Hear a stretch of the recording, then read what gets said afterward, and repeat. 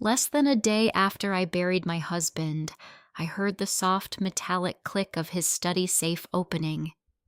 The house in Savannah still smelled like funeral lilies and baked casseroles from grieving neighbors. I stepped into the hallway and saw my late husband's son, Brent, standing with his back to me, one hand inside the safe, the other sliding a thick envelope beneath his suit jacket, like a man stealing from a stranger instead of his dead father. He turned when he sensed me there. I should have screamed. I should have called the police. Instead, I looked him in the eye and said, "Brent, you took the wrong envelope. If this opening touched something in you like this video, and subscribe to the channel. And please tell me in the comments, what would you have done if you were standing where I was? I'd also love to know where you're watching from and what time it is where you are tonight. My name is Norma Simmons. I'm 62 years old, and until 2 days ago, I was a wife. Now, I am something else entirely. A widow, yes, but also a woman standing in a house that no longer feels like her own, surrounded by people who never truly wanted her there in the first place. I live in Savannah, Georgia. It's the kind of place where the air clings to your skin in the summer, and history sits heavy in every brick and porch column. Harold used to say that Savannah teaches you patience because nothing here moves fast, not even grief. I didn't understand what he meant until now. I met Harold 12 years ago in a quiet, ordinary way that didn't feel like the beginning of anything extraordinary at the time. We were both past the age of illusions. I had already lived through one marriage that ended not with a dramatic explosion, but with a slow erosion of kindness. Harold had lost his wife years before, and though he rarely spoke about that chapter of his life, I could tell it had left him careful and tired. We didn't fall in love the way young people do. There were no grand gestures, no reckless promises. What we built was slower, quieter, stronger. We chose each other in a way that felt deliberate, not accidental. And in those choices we found peace. But peace, I learned, is not something you inherit when you marry into someone else's family.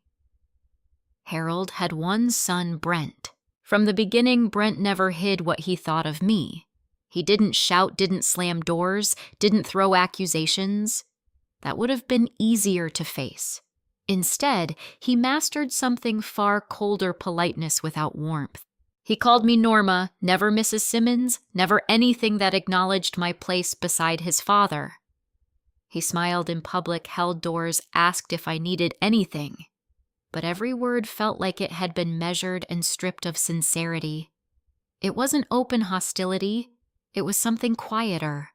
Something that made you feel like you were standing in a room where you weren't wanted but couldn't prove why. At first I told myself it would change. That time would soften things. That once Brent saw I wasn't trying to replace anyone, he might let his guard down. He never did. If anything, the distance between us hardened over the years. And I began to understand that in Brent's mind, I wasn't just a woman who married his father. I was a symbol of something he believed had been taken from him. Time, attention, loyalty, maybe even control. Harold saw it too, but he handled it the way he handled most difficult things, with quiet patience and a kind of stubborn hope that people could grow if given enough room.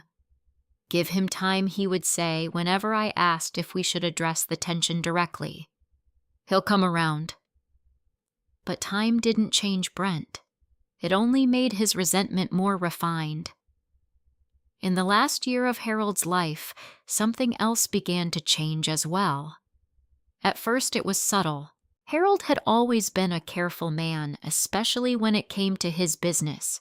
He owned a marine supply company down by the river, the kind of place that had survived decades because Harold knew how to keep things steady. He wasn't flashy. He didn't take unnecessary risks. He trusted slowly and watched closely. But about 8 months before he passed, I noticed he started watching more than usual. He spent longer hours in his study going through files, checking numbers, making notes in that small leather notebook he kept locked in his desk. When I asked if something was wrong, he would smile and say, "Just tying up loose ends." Loose ends. That's what he called it. But there was a tension beneath his calm that I couldn't ignore.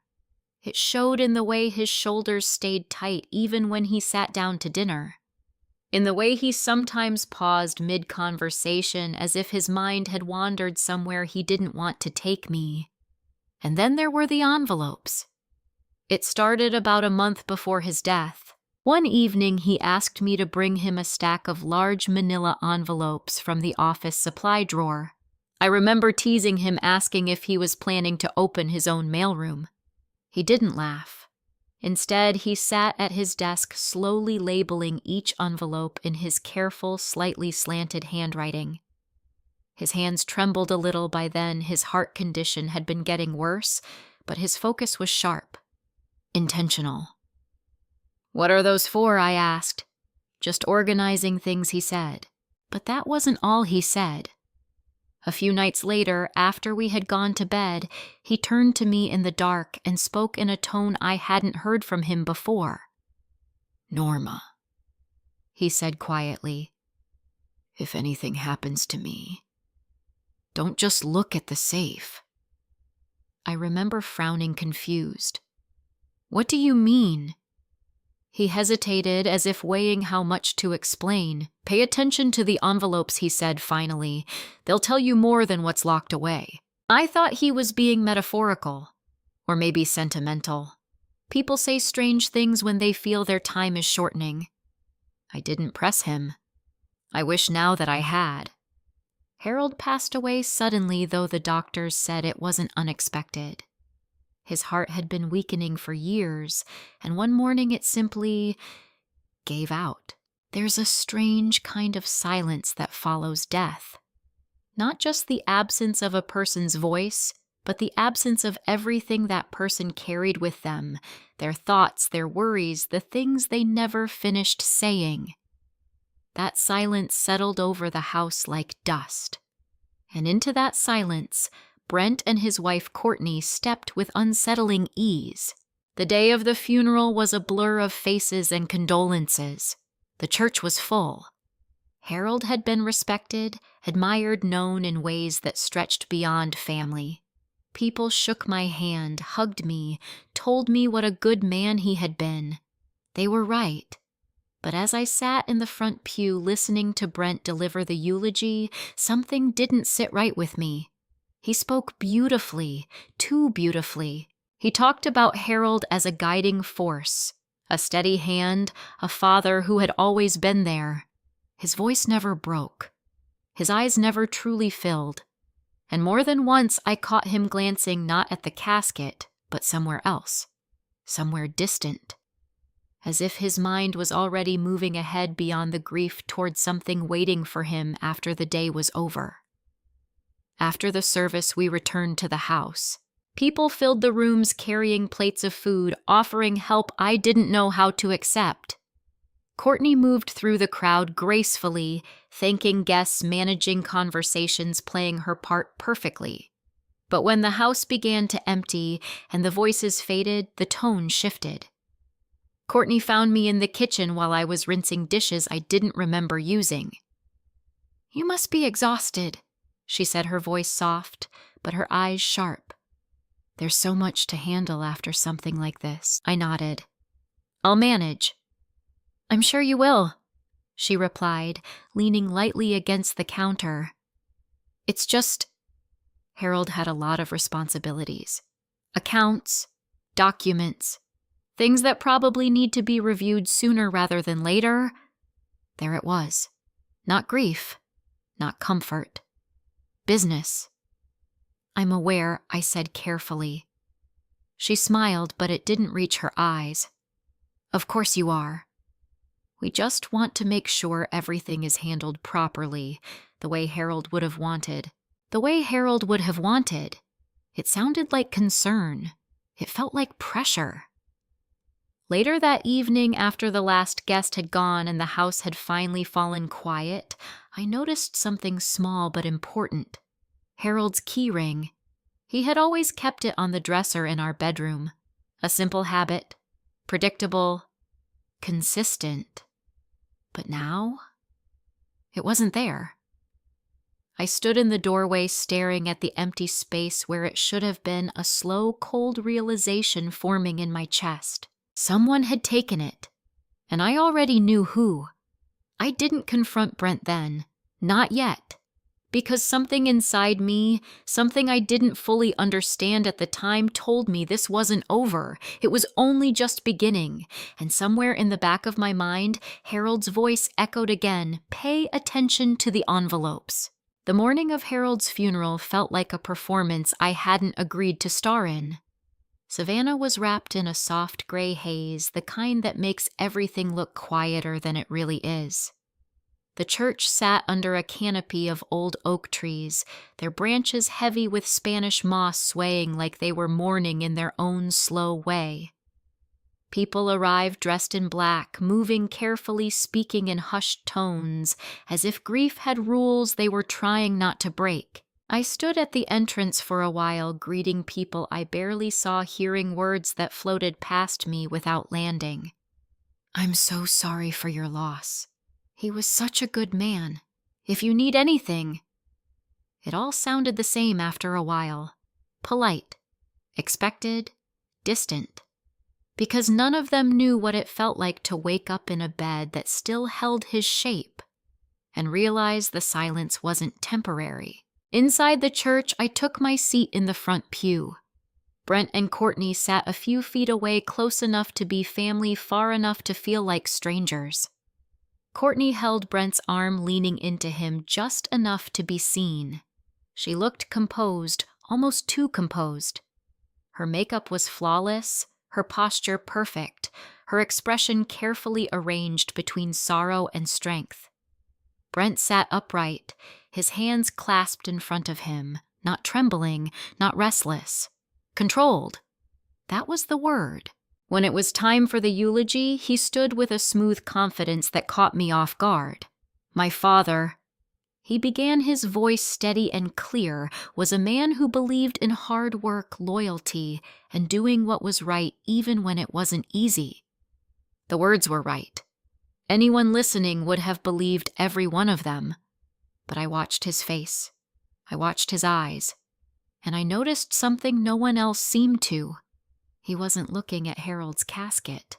Not really. His gaze drifted again and again toward the side aisle, toward the exit, toward something beyond this moment, as if his mind had already moved ahead to what came after grief, as if he were waiting for something, or planning something.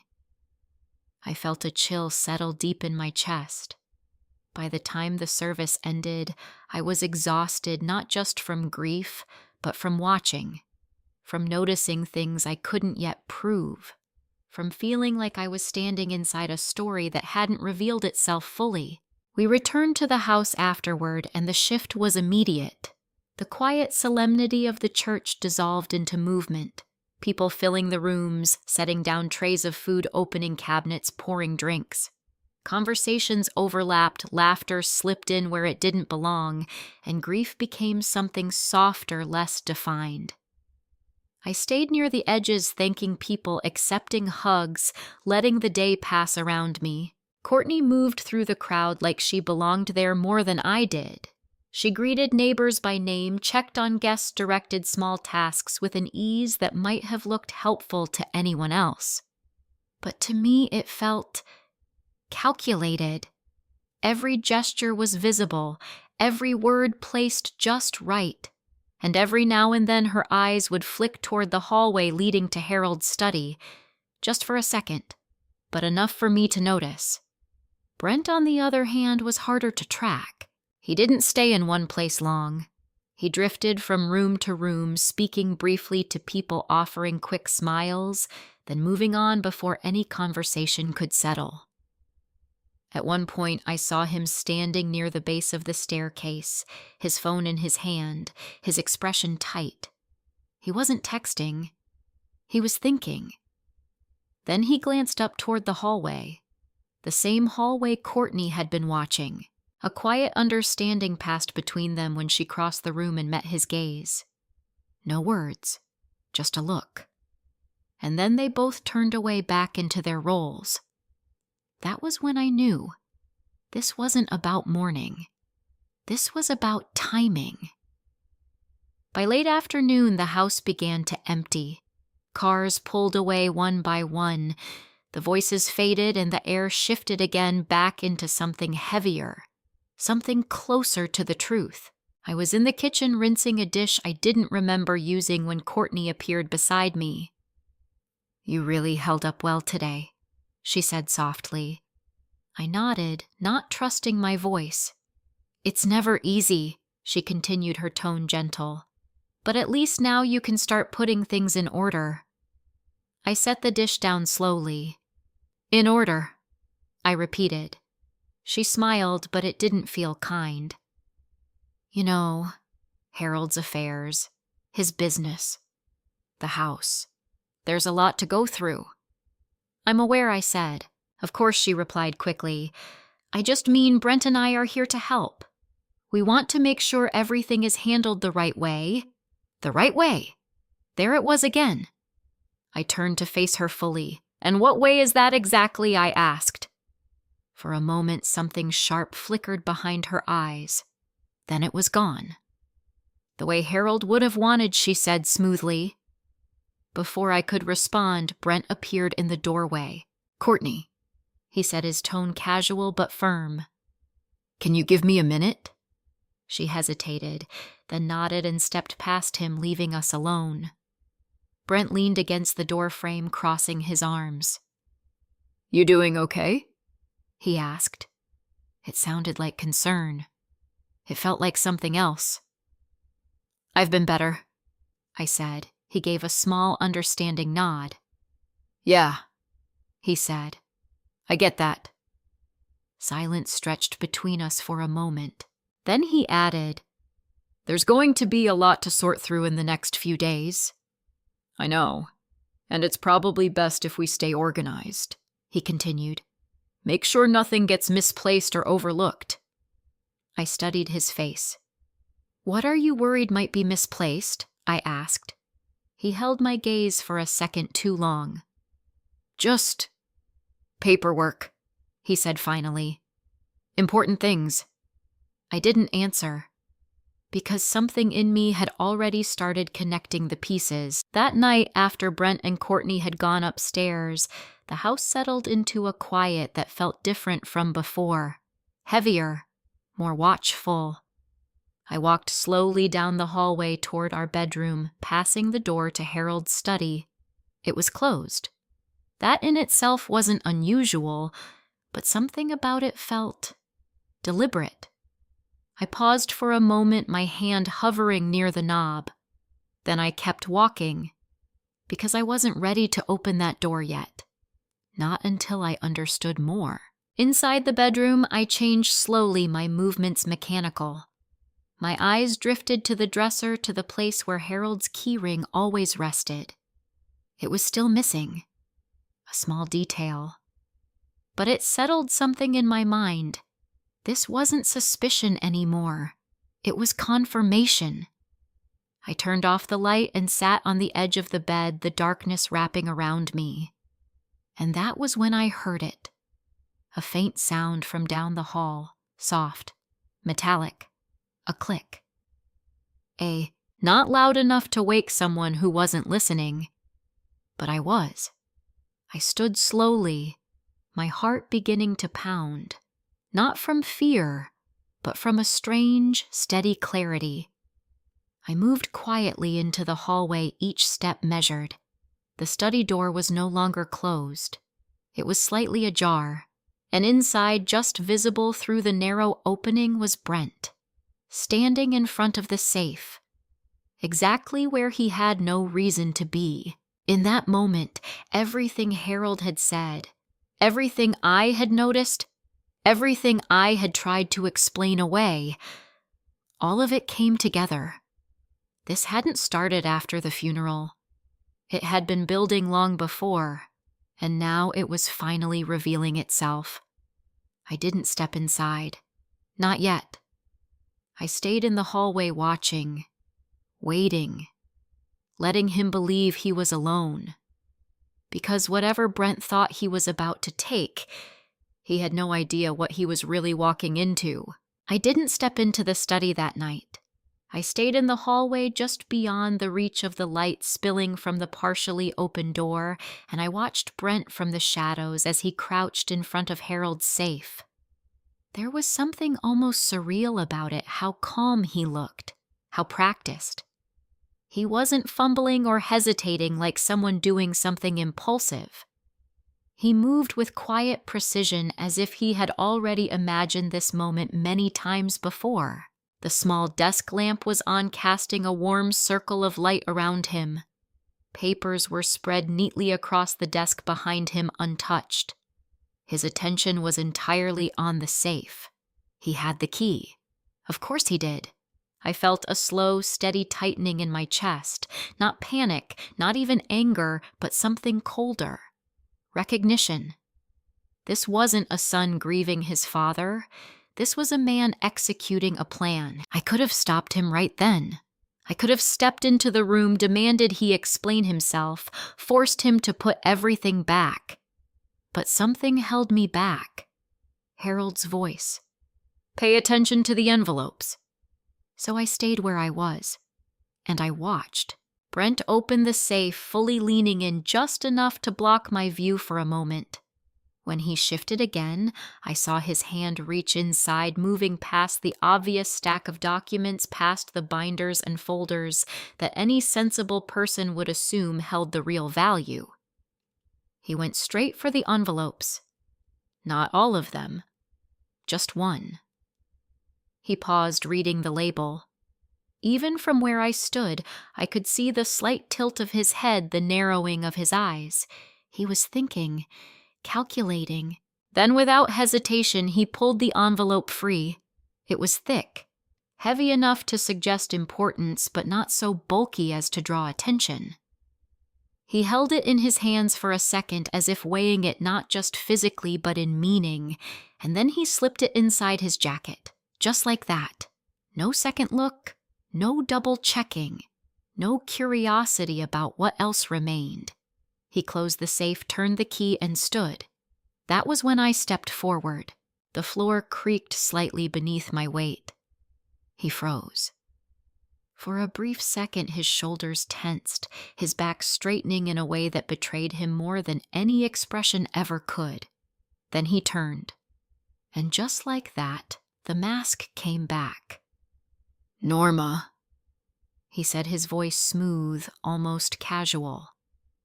"You scared me." I leaned lightly against the door frame, my arms relaxed at my sides. "I didn't realize you were in here," I replied. "A lie. We both knew it." He gave a small, polite smile. "Just looking for some paperwork," he said. "Thought it might be easier to start organizing things tonight." "Of course," I said, softly. My eyes moved deliberately to the outline beneath his jacket where the envelope rested. His hand shifted slightly instinctively as if to cover it. That was when I met his eyes and said the words that had been forming in my mind since the moment I saw him open the safe. "Brent, you took the wrong envelope." Silence filled the room. Not loud, not dramatic. Just heavy. His expression didn't collapse the way I expected it might. Brent had always been good at control, but something flickered behind his eyes, quick, sharp, and unmistakable. Doubt. "What do you mean?" he asked. His tone was steady, but his gaze had changed. I took a slow step into the room, closing the distance between us, just enough to make it clear I wasn't backing down. "I mean," I said calmly, "that whatever you think is in there, it's not what you came for." He let out a soft, humorless chuckle. "Norma, I don't know what you think I'm doing, but you don't have to explain it." I interrupted gently. Not to me. That was the truth, because I already understood enough. He studied me for a moment as if trying to decide whether I was bluffing, whether I knew more than I should. Then he shrugged slightly, the movement casual on the surface, but too deliberate underneath. Harold left a lot of things unfinished, he said. I'm just trying to help make sense of it. Is that what you think this is? I asked. Isn't it? He replied. I didn't answer. Instead, I walked past him to the safe. It was still warm from being opened. I knelt down, turning the key slightly, not enough to open it again, just enough to feel the mechanism respond. Then I stood and faced him. There are other envelopes in there, I said. You didn't take them. Didn't take. I didn't need to, he replied quickly. Of course he didn't, because he thought he had chosen the right one. I nodded slowly. Just be careful, Brent, I said. Sometimes the things we take in a hurry end up telling on us. His jaw tightened almost imperceptibly. I'm not worried, he said, but for the first time since I had known him, I wasn't sure that was true. He left the room a moment later, brushing past me with controlled ease, his shoulder just barely grazing mine. The envelope was still tucked inside his jacket, untouched, unopened. For now, when I heard his footsteps disappear down the hall, I let out a breath I hadn't realized I'd been holding. Then I turned back to the safe. Slowly, I opened it again. The remaining envelopes sat exactly where Harold had left them, their labels facing forward in that same careful handwriting. I reached out and ran my fingers lightly across them, one for the attorney, one for me, and the space where the third had been, the one Harold had prepared, for the person who believed stealing was faster than waiting. A chill moved through me, not of fear, but of understanding. Harold had known, not suspected, not worried. Known. He had seen something in Brent that I had tried for years to explain away, and instead of confronting it head-on, he had done what he always did. He had prepared, quietly, deliberately, completely. I closed the safe and stood there for a long moment, the weight of that realization settling into me. This wasn't just about what Brent had taken. It was about why Harold had set it up this way, about what he expected would happen, and about what he wanted to happen next. I turned off the lamp and stepped out of the study, closing the door behind me. The house was silent again, but it wasn't the same silence as before. This one felt charged, as if something had been set in motion that couldn't be undone. I walked back to the bedroom, my mind moving faster now, connecting pieces I hadn't fully understood before. The envelopes, the note Harold had written, the way Brent had gone straight for them without hesitation. He hadn't searched. He hadn't hesitated. He had known exactly what he was looking for, which meant this wasn't just greed. It was expectation. He believed something had been left for him. Something specific, something powerful enough to make him risk opening that safe the night after his father's funeral. And that meant one thing. Whatever was inside that envelope, he was going to open it. Soon. And when he did, the truth Harold had hidden inside it would no longer belong to just one person. It would belong to all of us. The house was quieter the next morning, but it wasn't peaceful. There's a difference between silence and calm. Silence is what you get when people stop talking. Calm is what you get when nothing is waiting to break. This wasn't calm. This was the kind of quiet that comes right before something shifts. I woke earlier than usual, though I hadn't slept much. Every time I closed my eyes, I saw Brent standing in the study, the safe open, that envelope disappearing into his jacket like a secret too heavy to carry in the open. For a brief moment, I considered going straight to Thomas Green, telling him everything I had seen, forcing the situation into the light, before Brent had the chance to use whatever he thought he'd found. But something stopped me. Not fear. Clarity. Harold hadn't panicked. He hadn't rushed. He had set things up carefully, deliberately.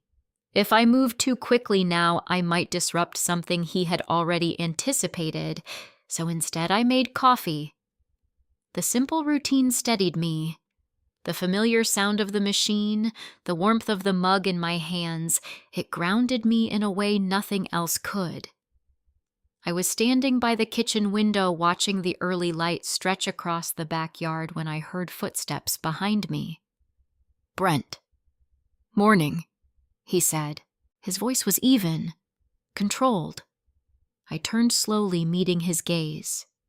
"Morning." He walked into the kitchen like nothing had happened, like the night before had been ordinary, like he hadn't stood in his father's study and taken something that didn't belong to him. He poured himself coffee without asking, leaned against the counter, and took a sip. For a moment, neither of us spoke. Then he set the mug down and looked at me. "We should talk," he said. I nodded once. I thought we might. He crossed his arms, settling into a posture that felt rehearsed. "I've been thinking about how to handle things going forward," he began. "There's a lot to manage Dad's business, the house accounts. It's not something one person should be dealing with alone." "I agree," I said calmly. That seemed to surprise him just slightly. "Good," he said. "Then we're on the same page." "Maybe," I replied. His jaw tightened for a fraction of a second. "I just think it's important we keep things fair," he continued. There it was. That word again. Fair. "And what does fair look like to you, Brent?" I asked. He hesitated. "Not long, but long enough." Dad would have wanted everything handled in a way that reflects family, he said. Not just paperwork.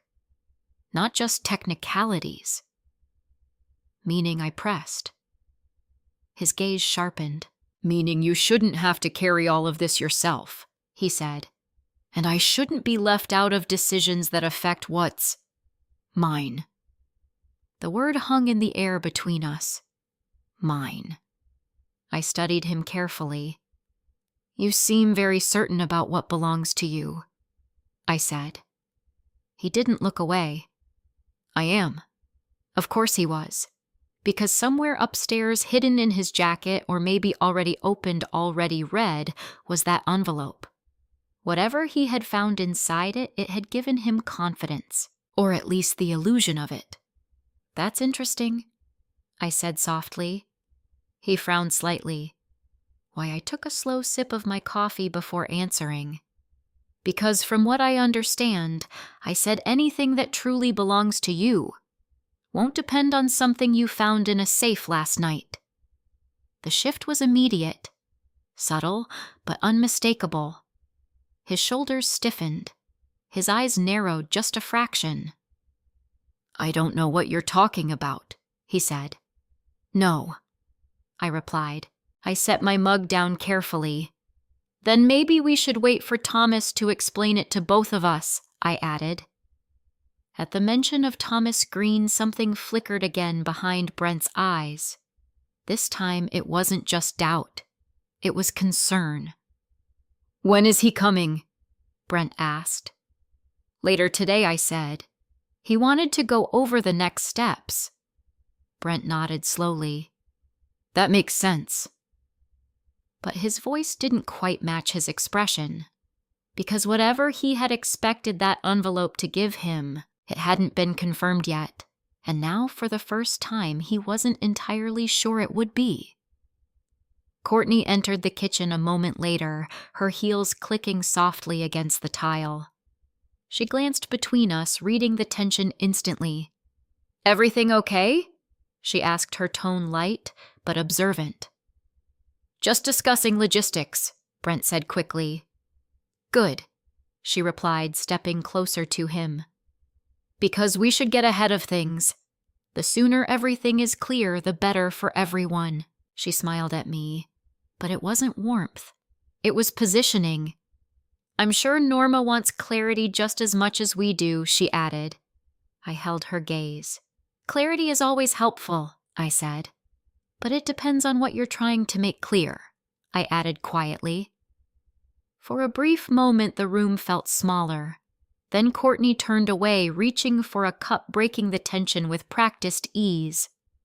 I'm going to make some calls, she said. Let a few people know what's happening next. Of course, Brent said. They left together a few minutes later, their voices low as they moved down the hallway. I didn't follow.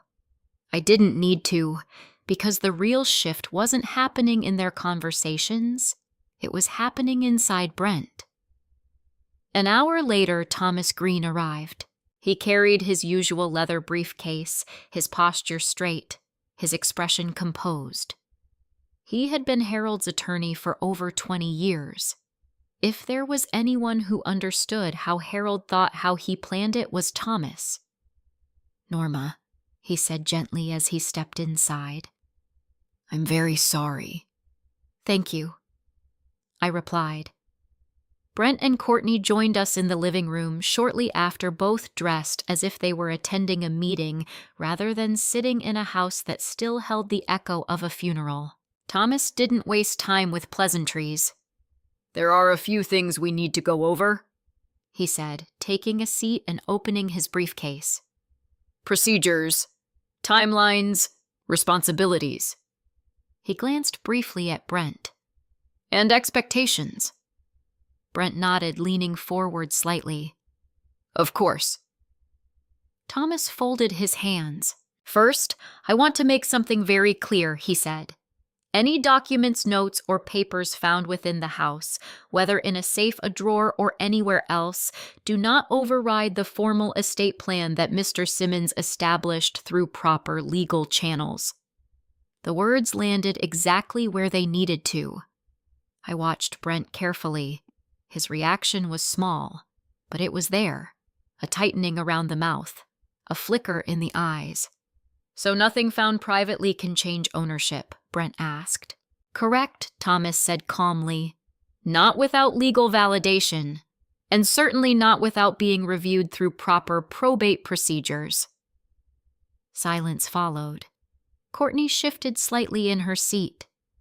That seems unnecessarily complicated, she said. If Harold left something clearly stating his wishes. He did, Thomas interrupted gently, and those wishes are already documented and secured. Another silence. This one heavier. Brent leaned back, his confidence dimming just slightly. So, whatever is in the house, he said slowly, doesn't automatically mean anything. Thomas met his gaze. Not in the way you're suggesting, he said. That was the moment it happened. The moment Brent realized. Whatever he had taken, whatever he had read or planned to use, it wasn't the shortcut he thought it was. And worse than that, it might be something else entirely. Something that didn't give him power. Something that might take it away. I saw it in his face. That small crack in certainty. That first ripple of doubt. And in that moment, I understood something with absolute clarity. Harold hadn't just left behind documents. He had left behind a sequence, a chain of events, and Brent. By opening that safe, by taking that envelope, had already stepped into it. After Thomas left, the house felt different again. Not quieter, just sharper. Like every sound had an edge to it. The ticking of the clock in the hallway, the faint hum of the refrigerator. Even the way Brent closed the front door behind Thomas just a little too firmly felt like something cracking beneath the surface. Courtney didn't say much at first. She stood near the window, arms crossed, staring out into the yard as if the answers she wanted might appear somewhere beyond the fence. Brent, on the other hand, stayed in the living room, waiting. For me. I could feel it before he spoke. "You knew," he said finally. "It wasn't a question." I turned slowly to face him, knew what I asked. His eyes locked onto mine, searching. "That whatever was in the safe wouldn't mean anything legally," he said. "You knew that before Thomas said it." I held his gaze. "I understand how estates work," I replied calmly. "That's not exactly a secret." "That's not what I meant," he said, his tone tightening. "You knew I was going to open that safe." The room stilled. Courtney turned slightly, her attention sharpening. I didn't answer right away, because this moment mattered. Every word from here forward mattered. "I knew it was possible," I said finally. "That's not the same thing," Brent snapped. "No." I agreed. "It's not." He took a step closer, his composure starting to slip at the edges. "So what is this, Norma?" he demanded. "You just stand there and let me walk into something you won't even explain." "I didn't make you walk into anything," I said quietly. "You chose that." Courtney pushed off the window, then stepping between us slightly. "Let's not turn this into something it doesn't have to be," she said smoothly. "We're all under stress. We're all grieving." "Are we?" I interrupted gently. She paused. "Just for a second." "Enough." Brent exhaled sharply, running a hand through his hair. "Look," he said, his tone shifting again, trying to regain control. "Whatever this is, whatever you think is happening, we can handle it like adults." "I agree," I said. "Good," he replied quickly. "Then let's just be honest with each other." I nodded once. "Go ahead." He hesitated. And that hesitation told me everything. Because Brent Simmons was not a man who struggled to speak when he believed he had the upper hand. "I found something last night," he said finally. "I'm aware." His jaw tightened. "And you're telling me it doesn't matter?" "I'm telling you," I said evenly, "that whatever you found is not what you think it is." Silence again. This time heavier. "More dangerous." Courtney stepped in, her voice softer, more calculated. "Then maybe you could help us understand what it is she said." I looked at her, and for the first time, I didn't see just ambition in her expression. I saw uncertainty, because she didn't know either. Brent hadn't told her everything. Or worse, he had told her something and now she wasn't sure if it was true. "That depends," I said. "On whether you're asking as family or as people trying to get ahead of something." Courtney's lips pressed together. Brent didn't answer. He couldn't. Because the truth was obvious. They weren't here to understand. They were here to control. "I think we're done for now," I said calmly. Brent stared at me for a moment longer, then turned away abruptly. "Fine," he muttered. "But this isn't over." "No," I said softly. "It isn't." They went upstairs, soon after their footsteps, quick voices low and tense. I didn't follow. Instead, I picked up my phone, and I called Diane. She arrived within the hour. Diane Parker had always been the kind of woman who saw through things quickly. She didn't waste time on appearances, and she didn't soften her opinions to make people comfortable, which was exactly what I needed. "What's going on?" she asked the moment she stepped inside. I closed the door behind her. Everything I said. We sat at the kitchen table and I told her everything. The safe, the envelope, Harold's warning, Thomas's visit, Brent's reaction. I didn't leave anything out. Diane listened without interrupting, her expression growing more focused with each detail. When I finished, she leaned back, slightly exhaling. "Okay," she said. "That's not small." "No," I agreed. She tapped her fingers lightly against the table, thinking. "You said Harold mentioned envelopes specifically," she asked. "Yes. And one of them is missing now." "Yes," Diane nodded slowly. "Then we need to look at what's left," she said. We moved to the study together. This time, I didn't hesitate at the door. I opened it. The room felt the same, but also different, like something had shifted in its purpose. Diane walked straight to the desk, her eyes scanning the surface, then moved to the safe. "Open it," she said. I did. The mechanism clicked and the door swung open. Inside, the remaining envelopes sat exactly where I had seen them the night before. Diane leaned in slightly, reading the labels. "Attorney," she murmured. "You." Her gaze moved to the empty space. "And the third one?" I nodded. "That's the one Brent took." Diane straightened, her expression sharpening. "Do you remember what it said?" she asked. I shook my head slowly. "Not exactly, but Harold told me it was for someone who thought stealing was faster than waiting." Diane let out a low breath. "Well, she said that's not subtle." "No," I agreed. She turned back to the safe, her attention shifting from the envelopes to the other contents. "There's more here," she said. She began carefully removing items, folders, binders, a small stack of documents.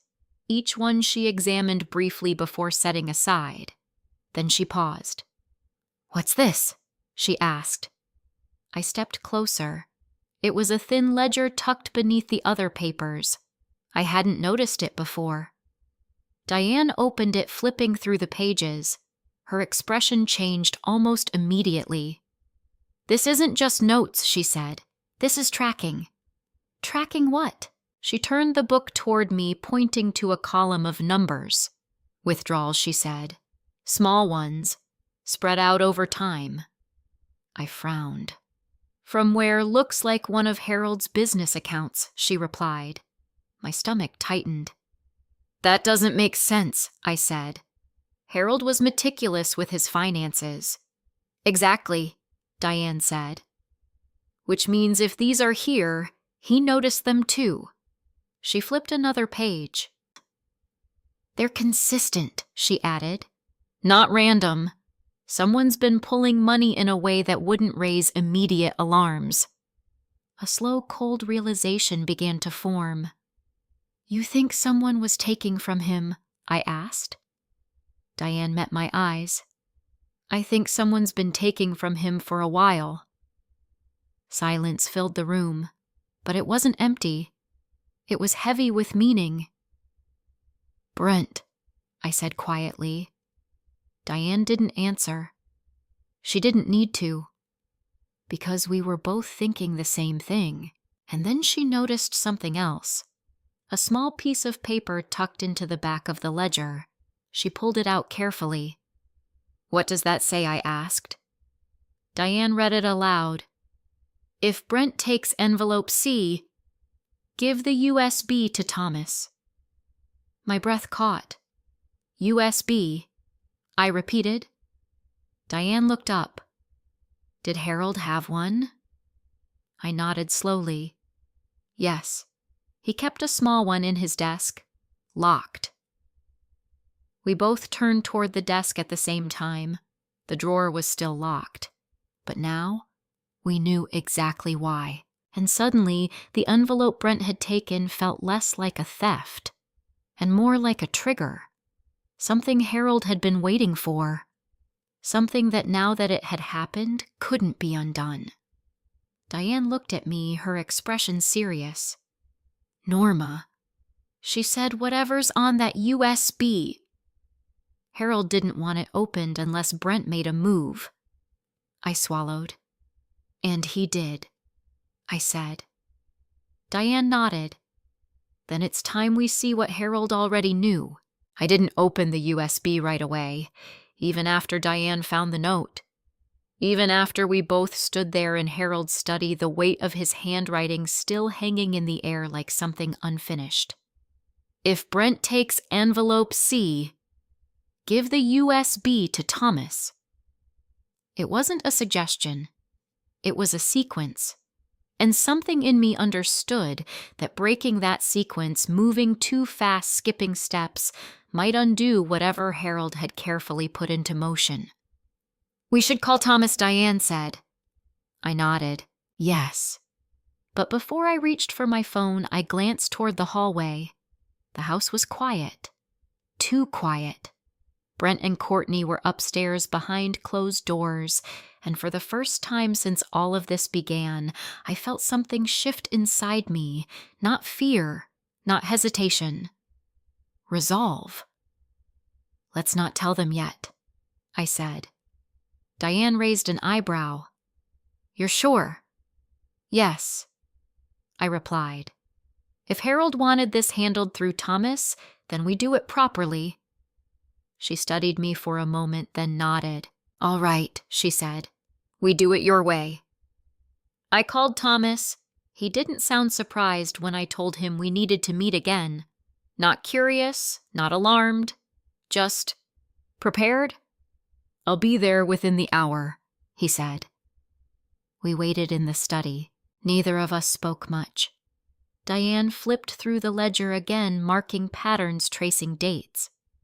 I sat at Harold's desk, my fingers resting lightly against the wood, trying to imagine him here, writing that note, organizing those envelopes, deciding what to reveal and when. He had known.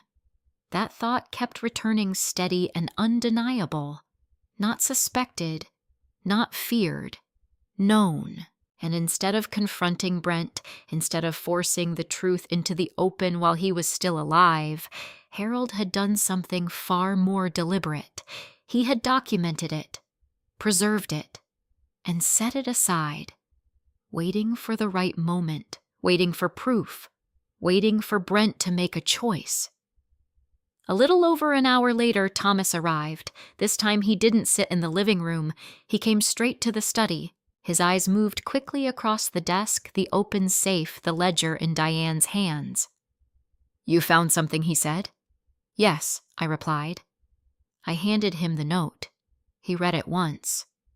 Then again. His expression didn't change much, but I saw the shift in his posture, the slight tightening of his shoulders, the way he inhaled slowly before looking up, and the USB, he asked. "Still locked in the desk," I said. He nodded. "Good," he said quietly. "That's where it should be." Diane crossed her arms. "You don't seem surprised," she said. Thomas gave a small, measured exhale. "I'm not," he admitted. My heart skipped. "What do you mean?" I asked. He looked at me, then really looked at me as if weighing how much I was ready to hear. "Harold came to me about 6 months ago," he said. The room seemed to narrow around his words. "He had concerns," Thomas continued, "about financial discrepancies in one of his business accounts." I felt my stomach tighten. "He thought Brent was involved," I asked. Thomas hesitated. He didn't say it directly at first, he replied, but the pattern became clearer over time. Diane stepped forward slightly.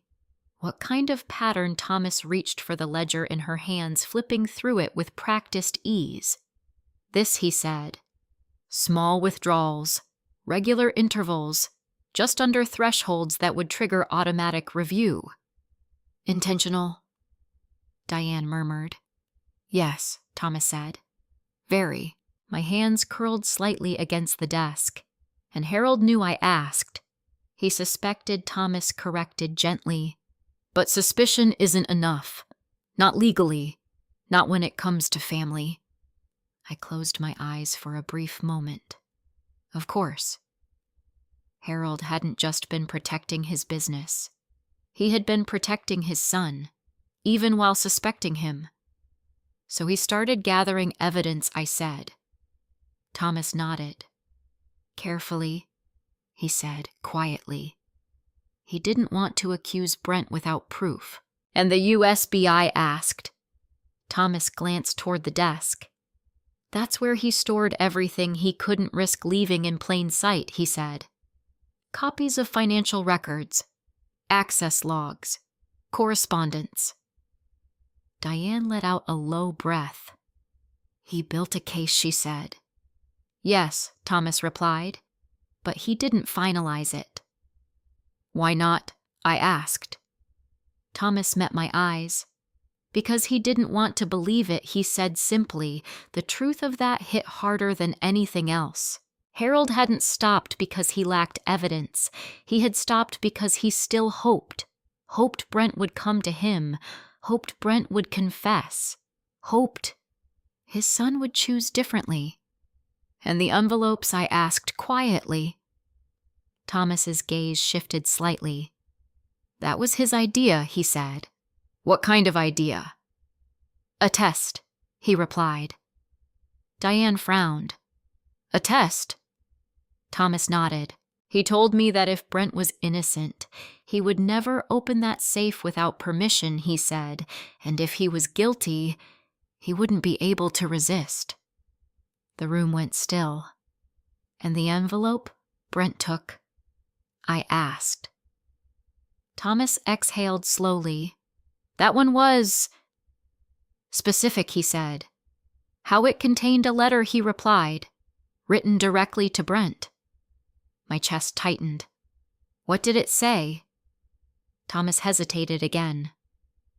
Before I answer that, he said we need to open the USB. He stepped toward the desk. May I? I nodded. He unlocked the drawer, retrieving the small black USB drive Harold had hidden there. It looked ordinary, innocent, but nothing about this moment felt simple. Thomas placed it on the desk, then looked at me. Once we open this, he said, we're no longer dealing with suspicion. I swallowed. I understand. Diane moved closer, her presence steady beside me. Thomas inserted the USB into his laptop. The screen lit up. A series of folders appeared. Dated, organized, precise. Harold did this himself, Thomas said quietly.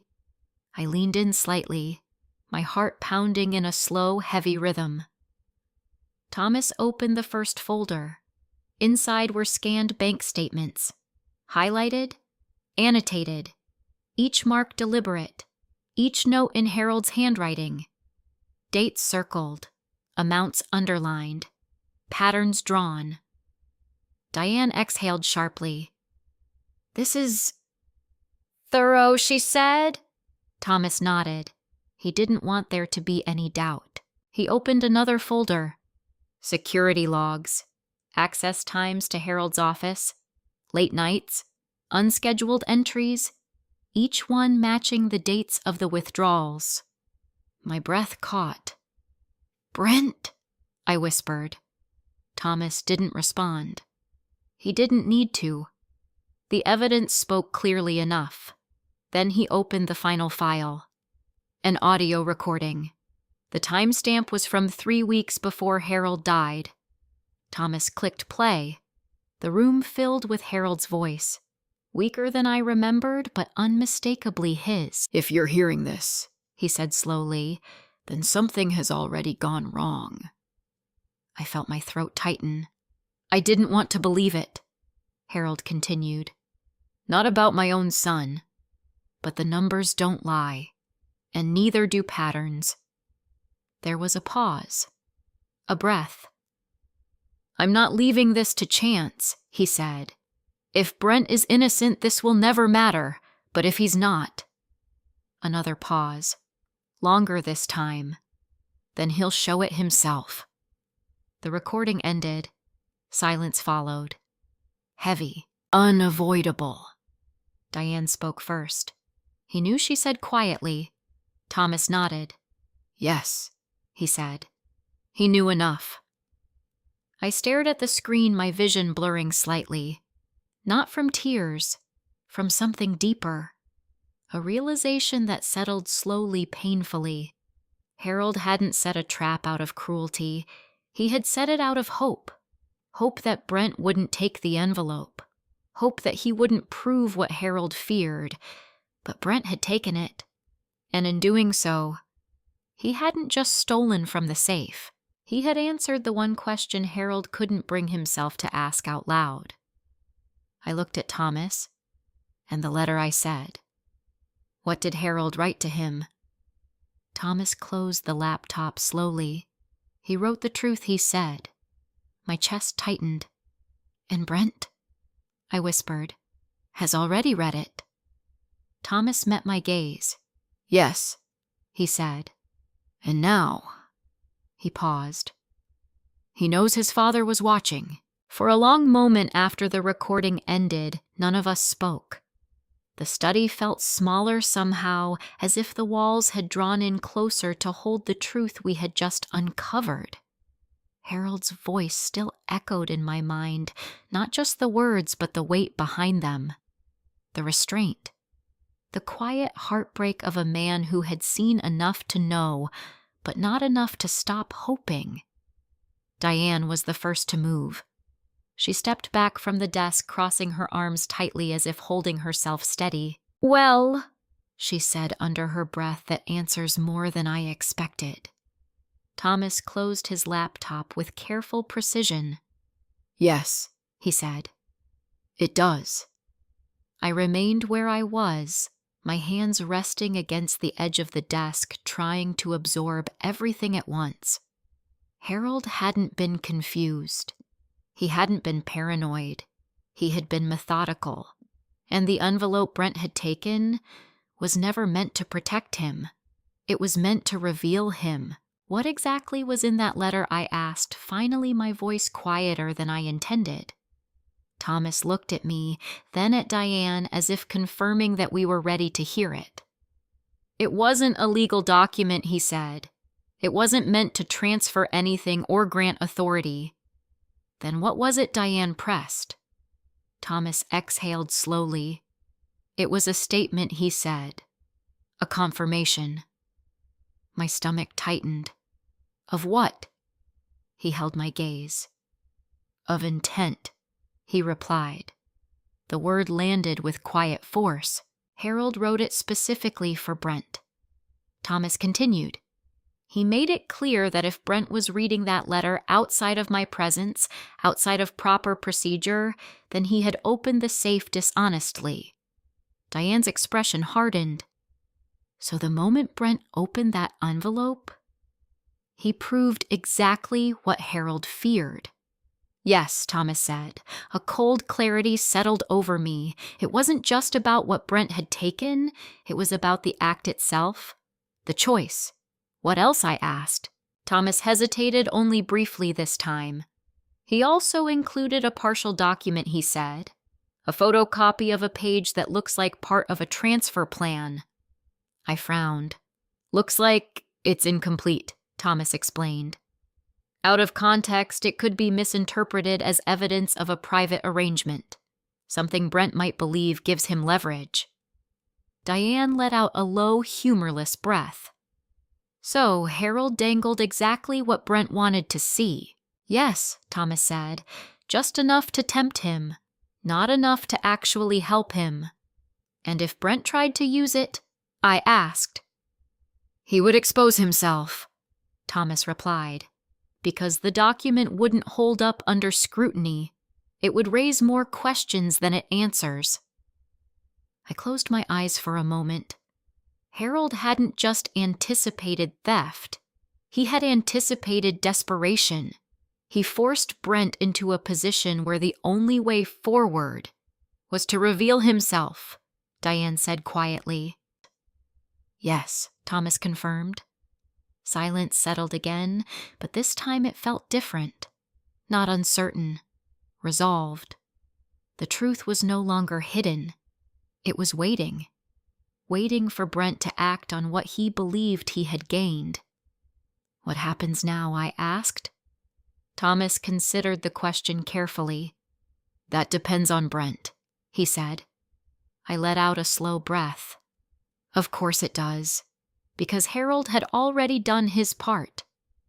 Now it was Brent's turn to choose again, and somehow I already knew which way he would go. Upstairs, a door closed. The sound echoed faintly through the house. Diane glanced toward the hallway. "They're still here," she said. "Yes," I replied. Thomas closed his briefcase. "Then we need to be very careful about what comes next," he said. "If Brent believes he has something valuable, he may try to use it quickly, before we have a chance to respond." "Or before he realizes it's a trap," Diane added. "Exactly." I straightened my mind, already moving ahead. "We don't confront him yet," I said. Thomas nodded. "That would be my recommendation." Diane looked at me. "You're sure?" she asked. "Because once he realizes he already suspects something I said, but he doesn't understand it yet. And as long as he thinks he has control, he'll keep moving." Thomas watched me carefully. "And that's what you want?" I met his gaze. "Yes, because Harold hadn't rushed. And neither would I." A few minutes later, Diane and Thomas moved into the living room to discuss next steps quietly. I stayed behind in the study alone. I needed a moment. I walked slowly toward the window, looking out at the backyard where Harold used to sit in the evenings, a glass of iced tea in his hand, watching the light fade across the trees. He had looked so calm then, so certain. And now I understood why. He had already seen what was coming. He just hadn't said it out loud. I turned back toward the desk. The empty space in the safe still felt like a presence, a reminder. One envelope gone, one decision made, one line crossed. And upstairs, the man who had crossed it was still trying to convince himself he had won something. A soft creak sounded behind me. I turned. Brent stood in the doorway. He didn't step inside right away. He just watched me. "How long have you been in here?" he asked. His voice was steady, but there was tension underneath it now, a strain that hadn't been there before. "Long enough," I said. He nodded slowly, his eyes moving briefly toward the safe before returning to me. "You've been busy," he said. "So have you," I replied. A faint smile touched his lips, but it didn't reach his eyes. "I've been thinking," he said. "That can be dangerous," I said quietly. The smile faded. He stepped into the room, then closing the distance between us. "You're playing a game," he said. "No," I replied. "I'm watching one." His jaw tightened. "You think you're in control," he said. I tilted my head slightly. "Do you—" For a moment something flickered across his face. Not anger. Not yet. Something closer to uncertainty. Then it hardened again. "I know what Dad wanted," he said. I held his gaze. "Do you—" "Yes," he said firmly, "and I'm not going to let you twist it into something else." I took a slow step closer. "Brent," I said gently, "whatever you think you found, it's already telling on you." The words landed. I saw it. That small shift. That crack. He didn't respond right away, and in that silence I knew. He had read the letter, maybe not fully understood it, but enough to feel its weight, enough to know his father had seen something in him he couldn't deny. "You don't know what you're talking about," he said finally, but his voice had changed, less certain, more defensive. "I think I do," I replied. We stood there facing each other, the space between us charged with everything that hadn't been said. Then he turned abruptly and walked out. His footsteps were faster this time. He wasn't trying to hide it anymore. Upstairs, a door slammed. I let out a slow breath. The first crack had formed. Not in the evidence. Not in the plan. In him. And once that kind of doubt sets in, it doesn't go away. It grows. Until the truth forces its way out. The next morning, the house felt like it was holding its breath, not in fear, but in anticipation. I woke to the sound of voices downstairs. Low, tense, familiar. Brent and Courtney, arguing. Not loudly enough to draw attention from the outside, but sharp enough that the edges of their words carried through the walls. I didn't rush down. I sat on the edge of the bed for a moment, listening not to the words themselves, but to the rhythm, the pauses, the interruptions, the tone. Courtney's voice was tight-controlled, trying to keep things contained. Brent's was sharper now, less polished, fractured in places. "You said it was enough," Courtney whispered. "It should have been," Brent snapped back. "Then why are you acting like it's not?" A pause. Then Brent again, lower this time. "Because something's off." I stood slowly. Something's off. Yes. It was, and for the first time Brent could feel it. I moved quietly toward the door, opening it just enough to step into the hallway without making a sound. "She knew," Brent said. "I told you that," Courtney replied. "She said it to your face." "No," he said. "Not like that. She knew before I even opened it." My chest tightened slightly. "So what?" Courtney pressed. "That doesn't change what's in the envelope." Another pause. Longer. "He wrote it like he was talking to me," Brent said. "Like he expected me to be the one holding it." Courtney didn't respond right away, and she asked finally. "And it didn't feel like instructions," he said. "It felt like a warning." I closed my eyes briefly. So he had read it. At least part of it. "That doesn't mean anything," Courtney said quickly. "People say dramatic things when they're dying." "He wasn't confused," Brent replied, sharper now. He knew what he was doing. Silence. Then Courtney again, quieter this time.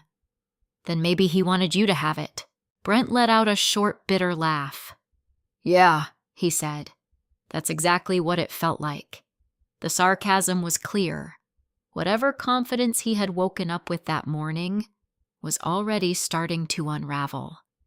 I stepped back into my room before they could come upstairs, closing the door softly behind me. There was no need to listen further. I already knew enough. The doubt had taken root, and doubt, once it settles in, has a way of spreading. By the time I came downstairs, they were no longer arguing. They were sitting at the kitchen table. Too quiet. Too composed. Courtney looked up first. "Good morning," she said. Her voice was smooth again, polished. Brent didn't speak. He just watched me. "Morning," I replied.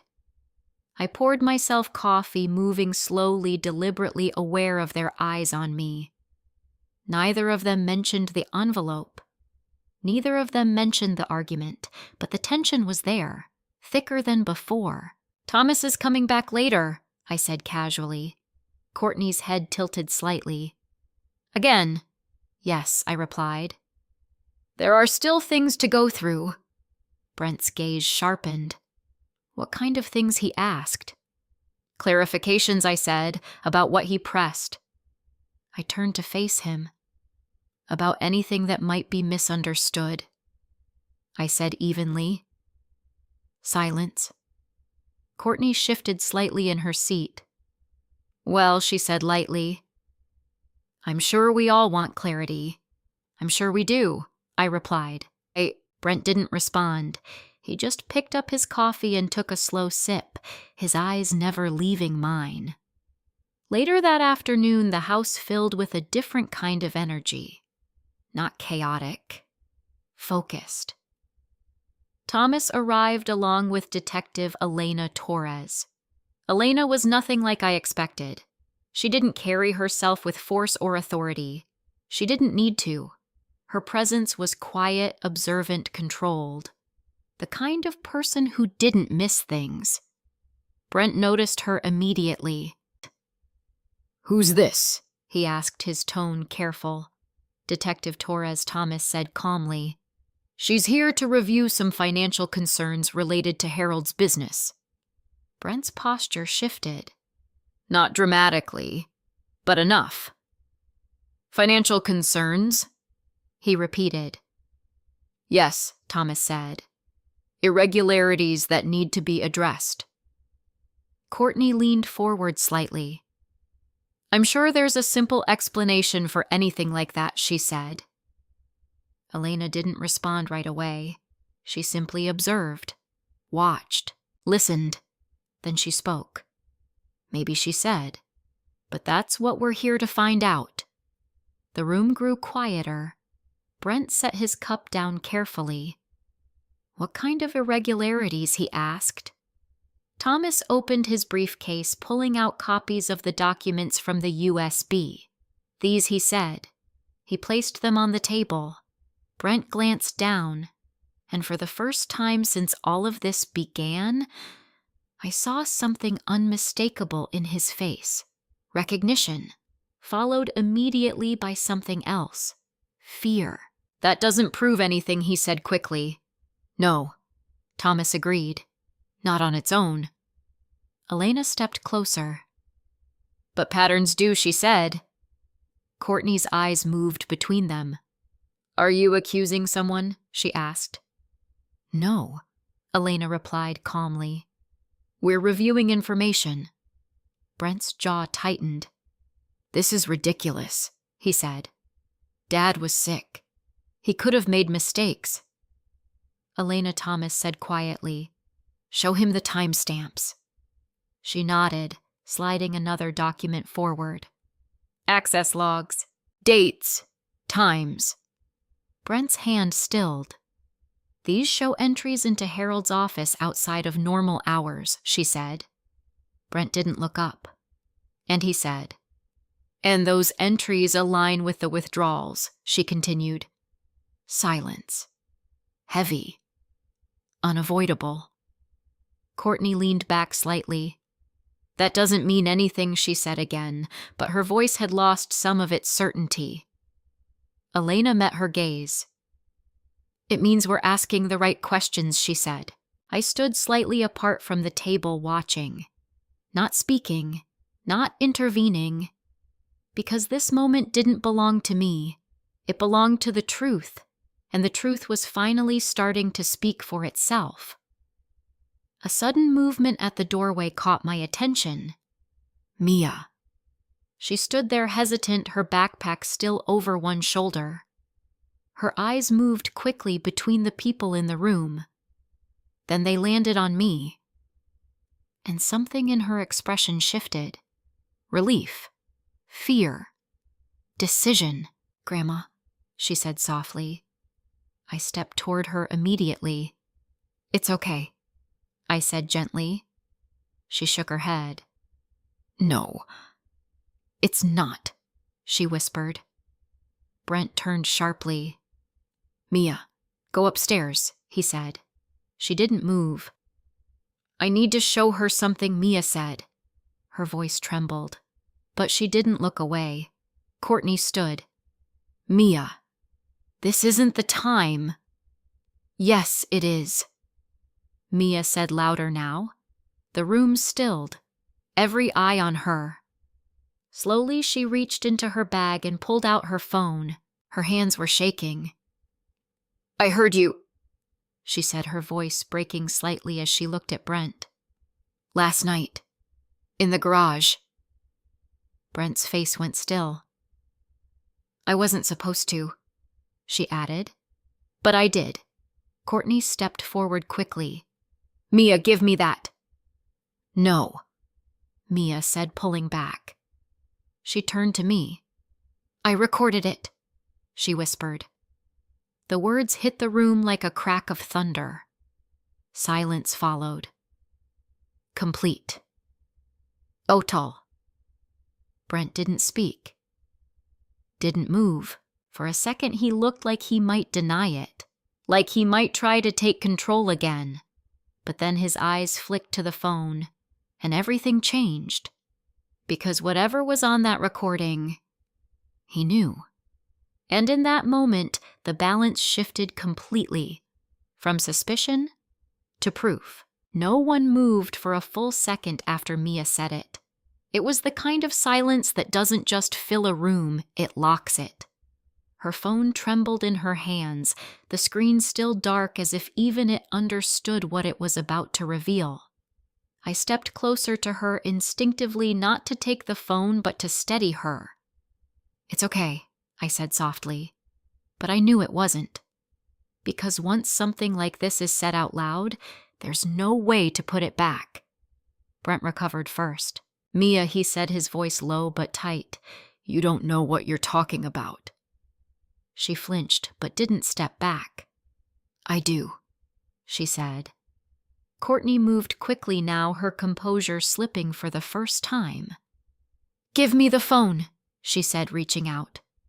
"No," Mia said again, stronger this time. The word landed harder than before. Courtney froze. "Sweetheart," she tried again, forcing calm into her voice. "Whatever you think you heard." "I didn't just hear it," Mia interrupted. "I recorded it." Her thumb hovered over the screen. I could feel the shift in the room like a current, something irreversible. Detective Torres stepped slightly forward, her voice calm but firm. "Mia," she said gently, "if you're comfortable, I'd like you to show us." Mia nodded once. She didn't look at her parents again. Instead, she looked at me. And in that look, I saw something no child should have to carry. The moment she chose truth over loyalty. She tapped the screen. The recording began. At first, there was only static.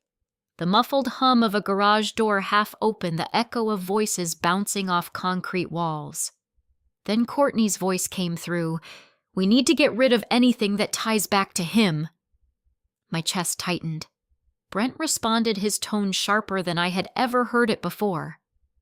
"I already told you I took what mattered." A pause.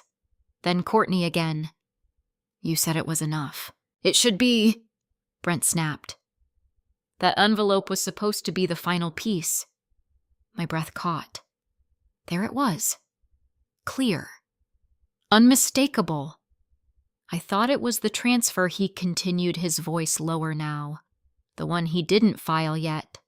Another pause. The sound of something being moved, paper maybe. "And if it's not?" Courtney asked. Silence. Then Brent again. "Then we handle it before anyone else figures it out." The recording stopped. Mia's hand dropped slightly, the phone still in her grip. No one spoke. Because there was nothing left to interpret. No room for explanation. No space for denial. The truth had already been said. Out loud. On record. Brent didn't explode. He didn't shout or deny or lash out. He just stood there. Still. Too still. As if something inside him had frozen in place. Courtney was the first to react. "This doesn't prove anything," she said quickly, her voice tight. "It's taken out of context." Detective Torres didn't respond immediately. She simply stepped closer, her expression calm, measured. "Context is something we establish through investigation," she said. "But this," she gestured lightly toward the phone, "is a starting point." "It's a misunderstanding," Courtney insisted. "No," Brent said quietly. Everyone turned to him. His voice wasn't loud, but it carried. "It's not," he said again. Courtney stared at him. "What are you doing?" she whispered. He didn't answer her. He was looking at me, not with anger, not even with defiance, with something else, something raw. "You knew," he said. I didn't respond, because now he wasn't asking. He was remembering. You knew before any of this, he continued, before the safe, before the envelope. I knew enough, I said quietly. His jaw tightened. And you just let it happen, he said. No, I replied. I let you choose. The words landed harder than anything else that had been said, because they were true. Brent let out a short, bitter breath. You think this makes you better? He asked. No, I said. I think it makes things clear. He shook his head slowly. You don't understand, he said. Then explain it, I replied. Silence. Longer this time. He looked down at the documents on the table, the records, the logs, the patterns, then back at me. I wasn't stealing, he said. Diane, who had been standing quietly near the doorway, let out a soft, incredulous breath, but didn't interrupt. I was taking what should have been mine, Brent continued. There it was again. That word. Mine. Your father didn't see it that way, I said. My father didn't see anything the right way, Brent snapped. The first crack of real emotion. Anger. Not the controlled kind, the kind that had been building for years. You think he told you everything? He continued, his voice rising slightly. You think you know what he did? I held his gaze. Tell me, I said. He laughed once. Sharp. Bitter. He kept things from me, Brent said. Money. Decisions. Control. All of it. He protected you, I said quietly. Protected me, he repeated. Is that what you call it? His eyes flashed. He made sure I never had real access. He continued. Never had a say. Never had a chance to run things my way. Because of your decisions, I said. That hit hard. His expression shifted just for a second, then hardened again. You don't get to judge that, he said. No, I replied. But the consequences still exist. Silence. Heavy. Then Detective Torres spoke. Brent, she said calmly, we're going to need to continue this conversation in a more formal setting. He didn't react. Didn't resist. Just nodded once. Slowly. As if part of him had already accepted where this was going, Courtney stepped forward quickly. This is ridiculous, she said. You can't just... Elena can, Thomas said quietly, and she will. Courtney turned to him, her composure breaking completely now. You're just going to stand there and let this happen, she demanded. Thomas didn't raise his voice. I'm standing here because Harold asked me to, he said. That ended it. Whatever argument she had left dissolved. Mia stepped closer to me, then her hand slipping into mine. I squeezed it gently. It's okay, I whispered. But again, it wasn't. Because this wasn't just about evidence anymore. Or envelopes. Or money. It was about something deeper. Something that had been broken long before Harold ever locked that safe. Brent looked at Mia then. Really looked at her. And for the first time since all of this began, something in his expression changed. Not anger, not denial. Something closer to loss. You shouldn't have done that, he said quietly. Mia's grip tightened in my hand. I had to, she said. And in that moment, the truth wasn't just exposed. It was chosen. And there was no going back. After Detective Torres asked Brent to come with her to continue the conversation formally, the house fell into a silence that felt heavier than anything before. Not because the truth was unknown, but because it was finally known by everyone. Brent didn't resist when Elena guided him toward the door. He didn't argue, didn't protest, didn't even look back at Courtney as she stood frozen in the middle of the living room. It wasn't surrender. Not exactly. It felt more like something collapsing from the inside.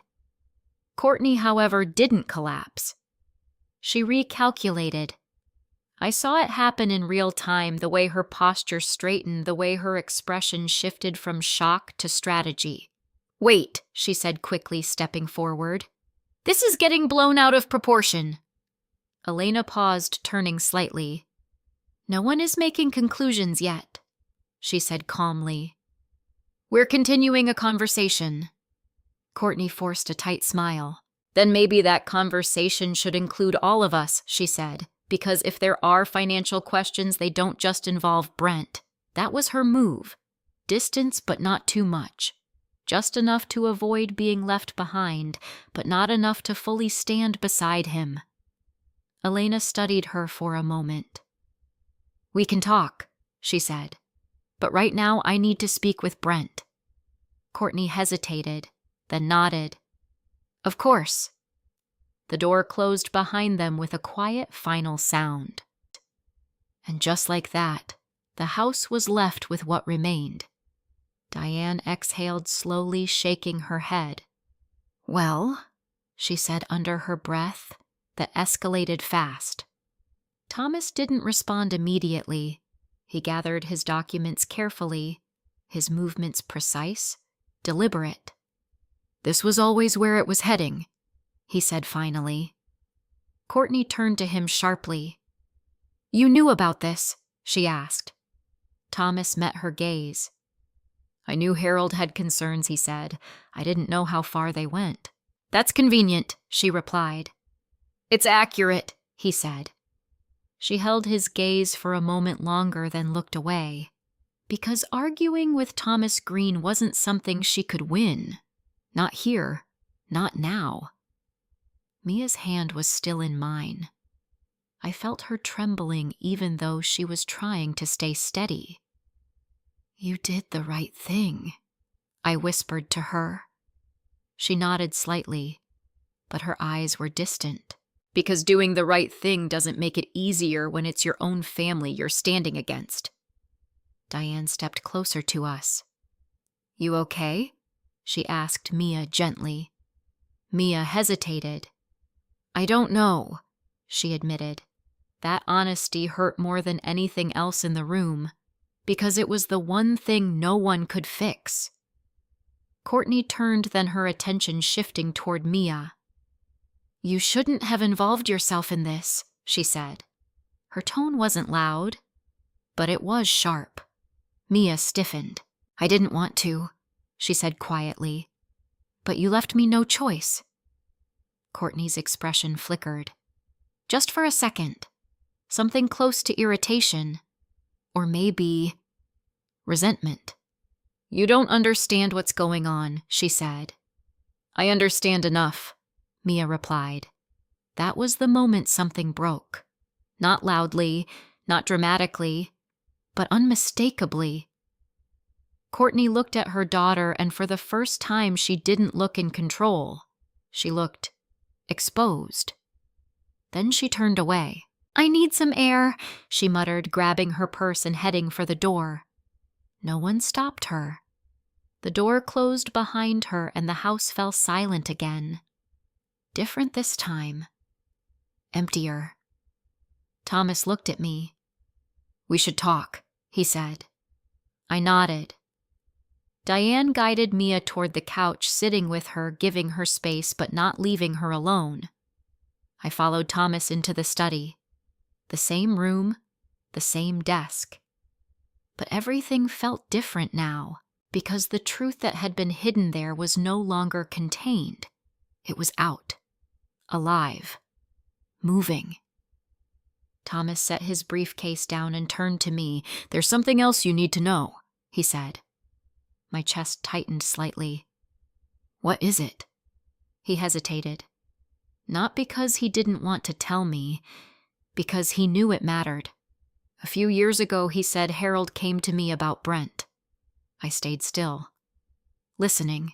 He was worried about a series of financial decisions Brent had made.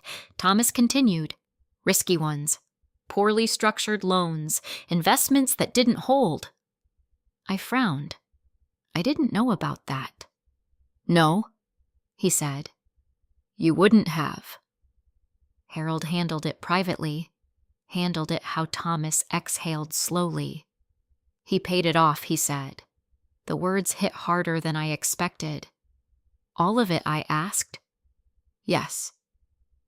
I leaned back slightly against the desk. How much, I asked. Thomas didn't answer right away. Then enough to keep Brent out of bankruptcy, he said. Silence filled the room. But this silence was different. Heavier. Deeper. Because it wasn't just about money. It was about what that money meant. He never told him, I asked. Thomas shook his head. Not fully, he said. He told Brent he had helped. But not how much. Not how far he went to clean it up. Why not? Thomas met my eyes. Because he was ashamed, he said. That surprised me. Of Brent, I asked. Of the situation, he clarified. Of what it said about his son, and of what it said about him. I swallowed. So Brent never knew the full truth. No, Thomas said, and over time, he created his own version of it. What kind of version? That Harold didn't trust him, Thomas said. That he kept things from him. That he favored you. The words settled into place. Everything Brent had said earlier. Everything he believed. It wasn't entirely invented, but it wasn't entirely true either. He thought he was being pushed out, I said quietly. Yes, Thomas replied. When in reality Harold was trying to keep him from falling apart. I closed my eyes briefly. The weight of it was unbearable in a different way. Not anger, not betrayal. Something more tragic. A father who protected in silence. A son who interpreted silence as rejection. And everything that followed, built on that misunderstanding. He never stopped hoping Brent would change, Thomas said softly. I nodded. I know, because I had seen it, heard it, felt it, even when I didn't understand it fully. And the envelope, I asked. Thomas hesitated again. That was his last attempt, he said. At what? At forcing a choice, he replied. My chest tightened. He couldn't confront Brent directly. Thomas continued, but he could create a situation where Brent had to reveal himself. And he did, I said. Yes, we stood there for a moment, the air between us heavy with everything Harold had left behind. Not just documents, not just plans, but a final test. One Brent had already failed, and one that had now changed everything. I opened my eyes and looked at Thomas. What happens now? I asked. He didn't answer immediately, because the truth was, what happened next was no longer in Harold's hands. It was in ours. Thomas didn't answer my question right away, not because he didn't know, but because for the first time since this all began, the outcome was no longer something Harold had carefully arranged. It was unfolding in real time, and it depended on what Brent would do next. We move carefully, Thomas said finally, and we let the evidence speak where it needs to. I nodded. That was the only path forward. Not confrontation, not emotion. Truth. When we stepped back into the living room, Diane was sitting beside Mia speaking softly to her. Mia's shoulders had relaxed just slightly, but her eyes were still distant, still carrying more than a 16-year-old should ever have to carry. I crossed the room and sat beside her. You're not alone in this, I said gently. She nodded, but her voice came out small. I didn't want it to be like this. I know I said, because no one chooses the moment their family breaks. It simply arrives. and you either look away or you face it. The front door opened about 30 minutes later. Courtney stepped back inside. Her face was composed again. Too composed. She glanced around the room quickly, assessing me. Diane, Thomas, Mia. Calculating. Any updates? She asked, her tone neutral. Detective Torres is still speaking with Brent, Thomas replied. Courtney nodded slowly. Good, she said. Then maybe we can clear this up before it goes any further. Her words were calm, but the meaning behind them wasn't. She didn't want clarity. She wanted control.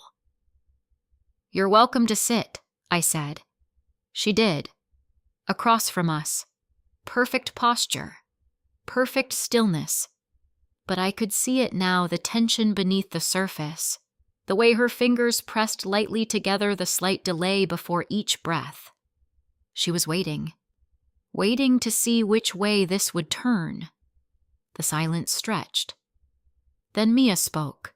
I heard more than just that one part, she said quietly.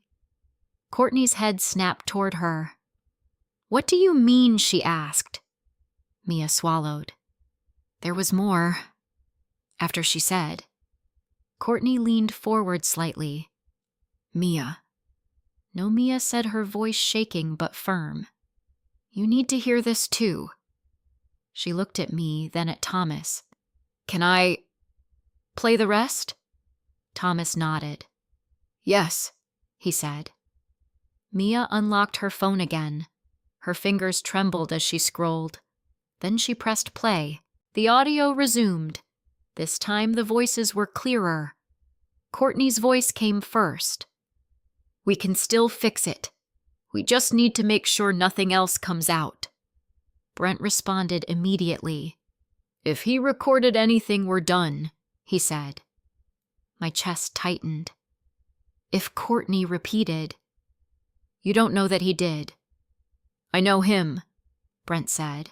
He wouldn't just sit on something like that. A pause. Then Courtney again, sharper now. Then we deal with it before anyone else does. How? Brent asked. Another pause. Longer.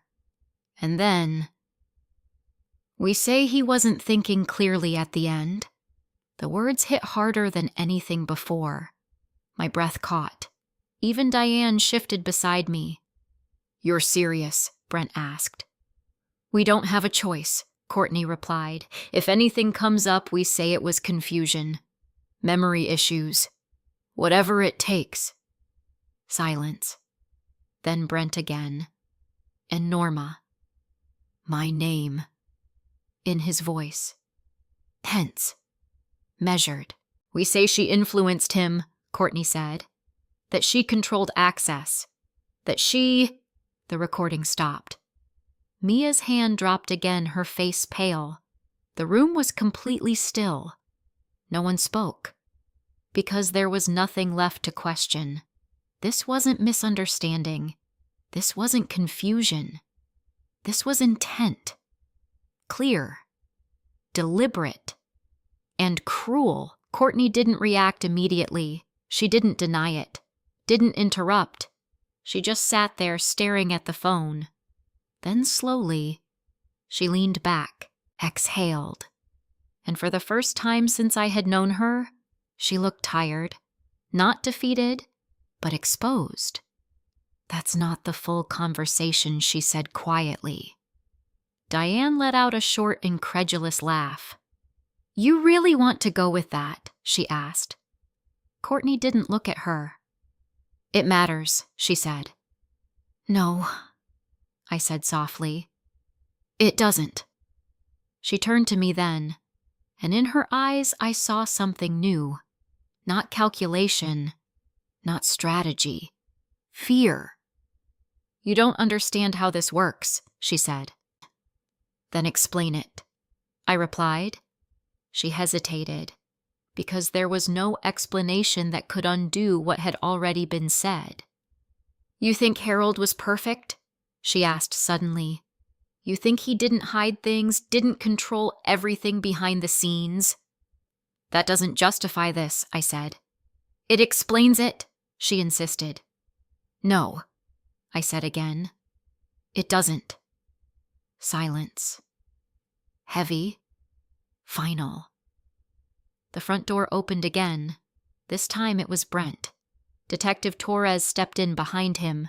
Something had changed. Not just in the room. In him. His shoulders were lower. His posture different. Not defeated, but no longer in control. Elena closed the door quietly. We've had a productive conversation, she said. No one responded. Because we could all see it. Brent didn't look at Courtney, didn't look at the documents, didn't look at the phone. He looked at me, and for the first time, there was no anger in his expression, no defiance, just something hollow. They have everything he said. Courtney stiffened. What does that mean? She asked. He didn't answer her. He kept looking at me. I didn't think he'd go that far, he said quietly. I swallowed. He didn't want to, I replied. Brent let out a slow breath. I know. That was the moment it shifted again. Not legally, not strategically, emotionally, because for the first time he understood. Not just what he had done, but what Harold had seen and what it had cost him to prepare for it. Courtney stood abruptly. This isn't over, she said. Elena's voice was calm. No, she agreed. It's not. But it wasn't a threat. It was a statement. Because now everything was out, and there was no version of this story left to hide behind. The air in the house shifted again after Brent walked back in. Not because anything new had been said, but because something inside him had changed. You can feel it when a person realizes the ground beneath them is no longer solid. There's a stillness that settles in not from peace, but from the absence of certainty. Brent stood near the doorway for a moment as if he wasn't entirely sure where to go next. Courtney was the first to break. What did you say to them? She demanded. Her voice wasn't loud, but it was sharp enough to cut through everything else in the room. Brent didn't answer immediately. He looked at her slowly like he was seeing her from a distance. Enough, he said. Enough, she repeated. What does that mean, Brent? He exhaled, running a hand over his face. It means they don't need to guess anymore, he said. Silence. Then Courtney laughed. Not because anything was funny, because she didn't know what else to do. You just told them she asked.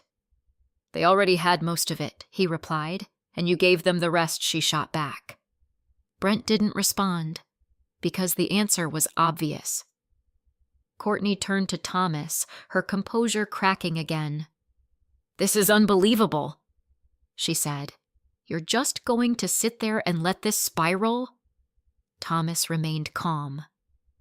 I'm not letting anything happen, he said. This is the result of choices that were already made. She looked at me then. You're enjoying this, she said. It wasn't a question. I shook my head. No, I said quietly. I'm witnessing it. Her expression hardened. Same thing she muttered. No, I replied. It's not, because enjoyment would have meant I wanted this. And I didn't. Not like this. Not at this cost. Brent stepped further into the room, then his attention shifting back to me. He planned it, he said. The words were low, controlled, but heavy. I held his gaze. Yes, I said. He knew I'd take it, Brent continued. He believed you might, I replied. That's the same thing he snapped. No, I said again, more firmly now. It's not. Silence stretched between us. He gave you a choice, I added. Brent let out a short, bitter laugh. A choice he repeated. You call that a choice? Yes, I said. I do. He shook his head slowly. You don't understand what it's like, he said.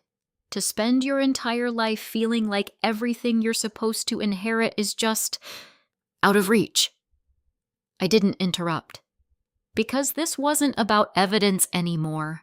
This was about what had been building inside him for years. He never trusted me, Brent continued. Not really. He trusted you enough to protect you, I said. That's not trust, he shot back. That's control. Or care, I replied. His eyes flashed. Care doesn't look like that, he said. How does it look? I asked. He hesitated, and that hesitation said more than anything else. Because Brent didn't know. Not really. He only knew what it hadn't felt like. I was supposed to take over, he said finally. That was always the plan. According to who I asked. According to him, Brent said. Before you. The room stilled. There it was. The line that had been sitting underneath everything. I took a slow breath. Your father's life didn't stop before me, I said gently. It continued. Brent's jaw tightened, and in that continuation I added he saw things he couldn't ignore anymore. Like what he demanded.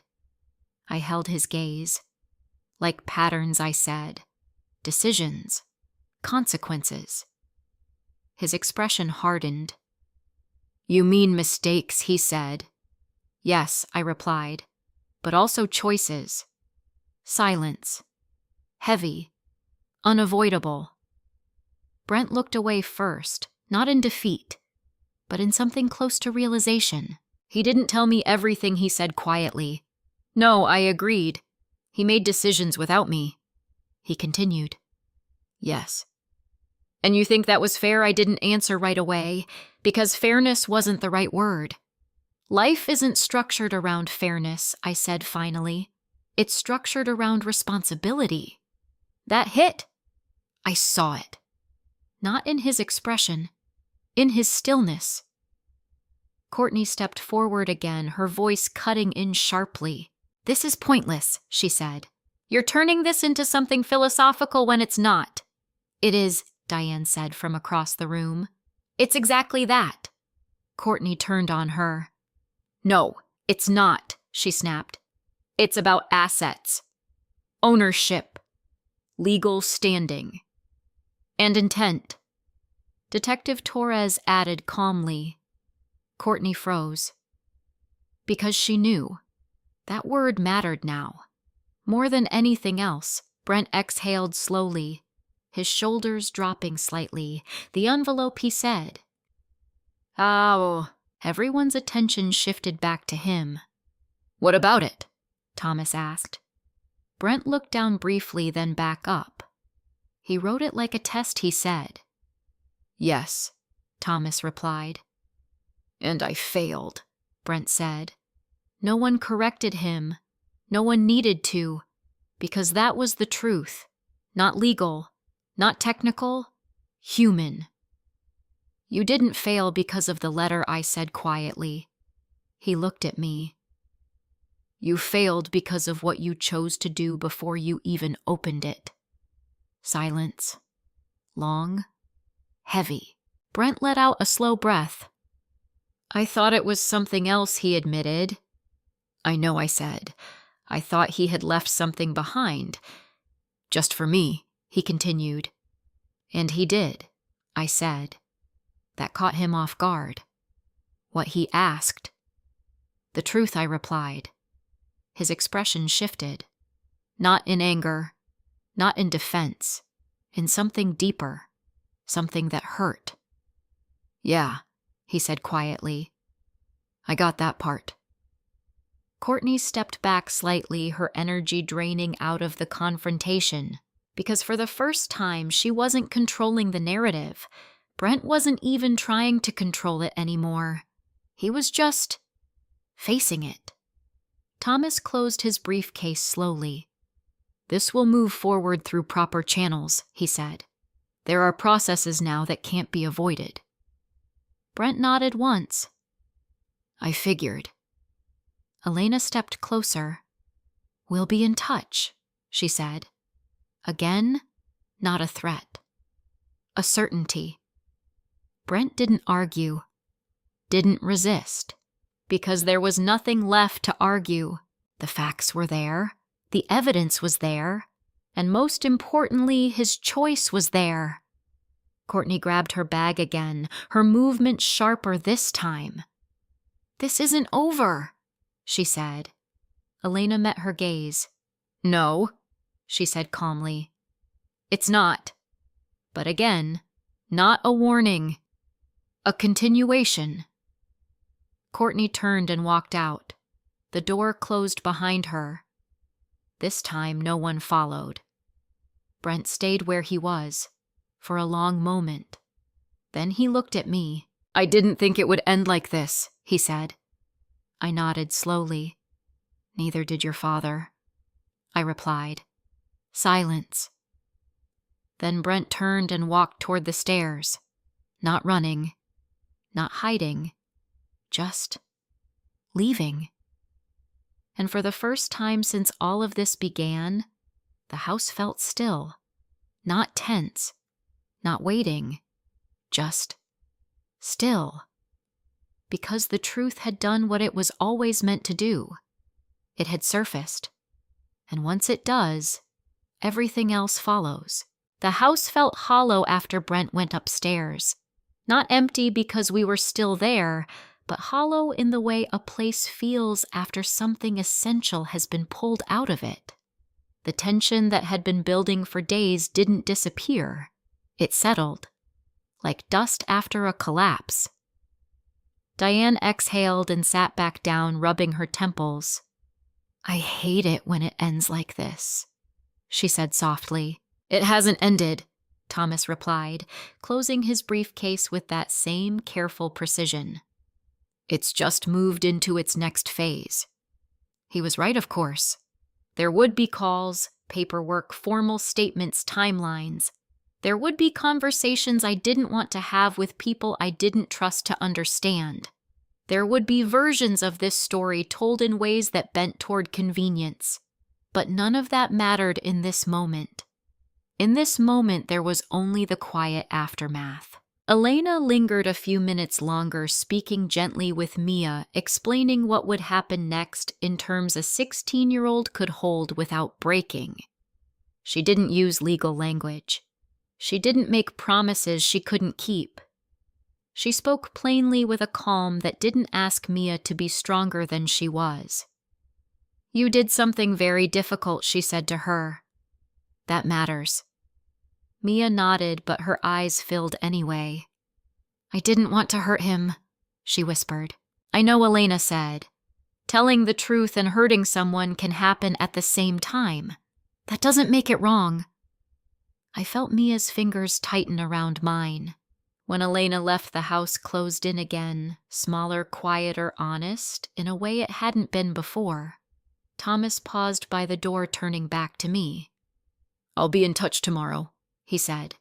"There are a few things we should review about the estate, and about Harold's instructions." "Thank you," I said. He gave a small nod, something respectful, something steady, and then he was gone. Diane stayed a little longer, long enough to make sure Mia had eaten something, long enough to make sure I wasn't about to fall apart the moment the door shut behind her. "You're holding up," she said, not as a question. "I am," I replied. She studied me for a moment. "Call me if that changes." "I will." When she left, the house finally went quiet. No voices. No footsteps, just the soft, steady hum of a place that had witnessed too much. Mia and I sat together on the couch for a while without speaking. She leaned into me, not like a child looking for comfort, but like someone who needed to know there was still something solid in the world. After a while, she pulled back slightly.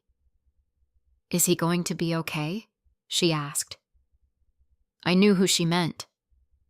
I took a breath before answering. I don't know, I said honestly. That depends on what he does next. She nodded, her gaze dropping to her hands. I didn't think he would. She started, then stopped. None of us did, I said gently. That wasn't entirely true. Harold had, and that realization still sat heavy inside me. Mia stood slowly. I'm going to go upstairs, she said.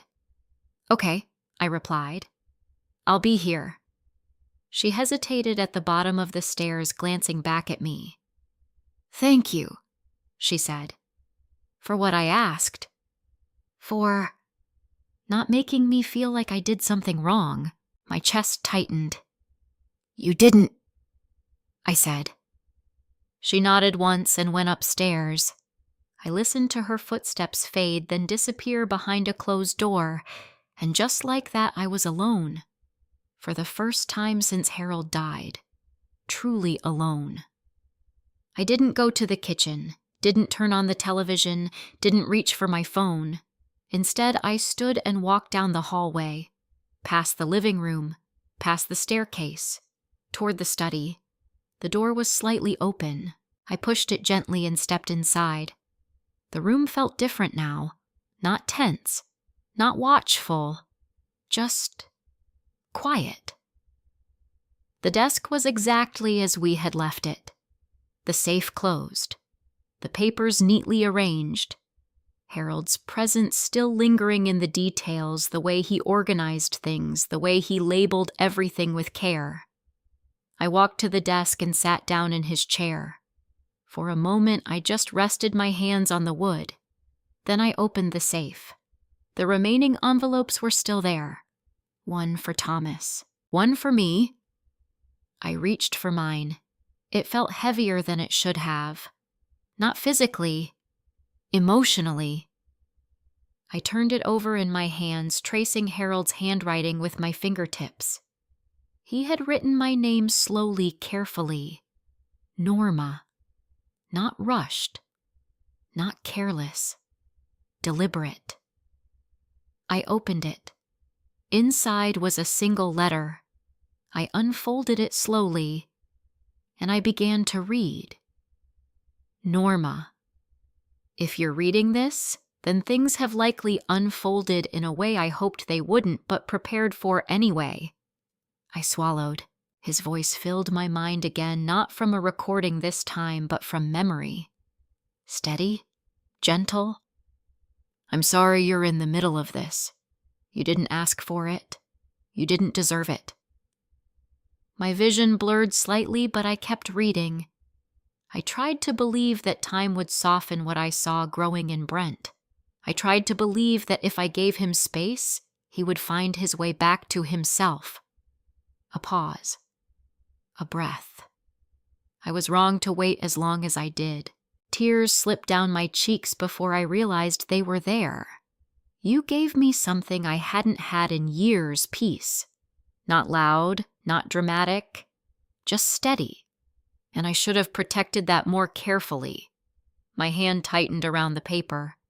Whatever happens next, don't let this turn you into someone harder than you already had to be. The world will give you enough reasons to close off. Don't help it. I closed my eyes for a moment, letting the words settle. Take care of yourself. And if you can, take care of Mia. She sees more than anyone realizes. A small broken sound escaped me. Even at the end, he had seen everything. I love you, Harold. I lowered the letter slowly. The room felt heavier again, but not in the same way. This wasn't tension. It was grief. Real. Deep. And clean in a way the rest of the past days hadn't been. I folded the letter carefully and held it against my chest for a moment. Not because it would bring him back, but because it reminded me of what mattered. Not the safe. Not the envelope Brent had taken. Not the evidence. Not even the truth that had come out. What mattered was what Harold had tried to protect, and what he had asked me not to lose. I stood and closed the safe, gently, deliberately, the same way he always had. And for the first time since all of this began, I understood something clearly. This wasn't about winning. It never had been. It was about not becoming the kind of person this situation could turn you into. I turned off the light and stepped out of the study. The hallway stretched ahead of me, quiet and still, and somewhere upstairs the future was waiting, uncertain, complicated, but still mine to choose. The house did not feel like mine the next morning, but it didn't feel like Brent's anymore either. For the first time since Harold died, it felt neutral, like a place waiting to be defined again. I woke before sunrise, not because I couldn't sleep, but because something inside me had settled enough to let me breathe differently. Not lighter, but clearer. Grief was still there. It would always be there. But it was no longer tangled up with confusion or doubt. What had been hidden was now visible. What had been uncertain was now understood. And strangely, that made everything quieter inside me. I made coffee and carried it to the back porch, the same place Harold used to sit in the evenings. The air was cool, the sky just beginning to shift from darkness into pale blue.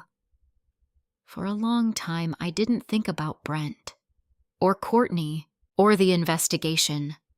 I thought about Harold, about the man he had been not just in the last few months, not just in the careful plans he left behind, but in the years we had shared, the small routines, the steady kindness, the way he chose peace even when peace was difficult to maintain. He hadn't been perfect, but he had tried. And in the end, he had done the one thing he knew how to do best. He had prepared, not just his estate, but me, for what would come after. A soft sound behind me pulled me back.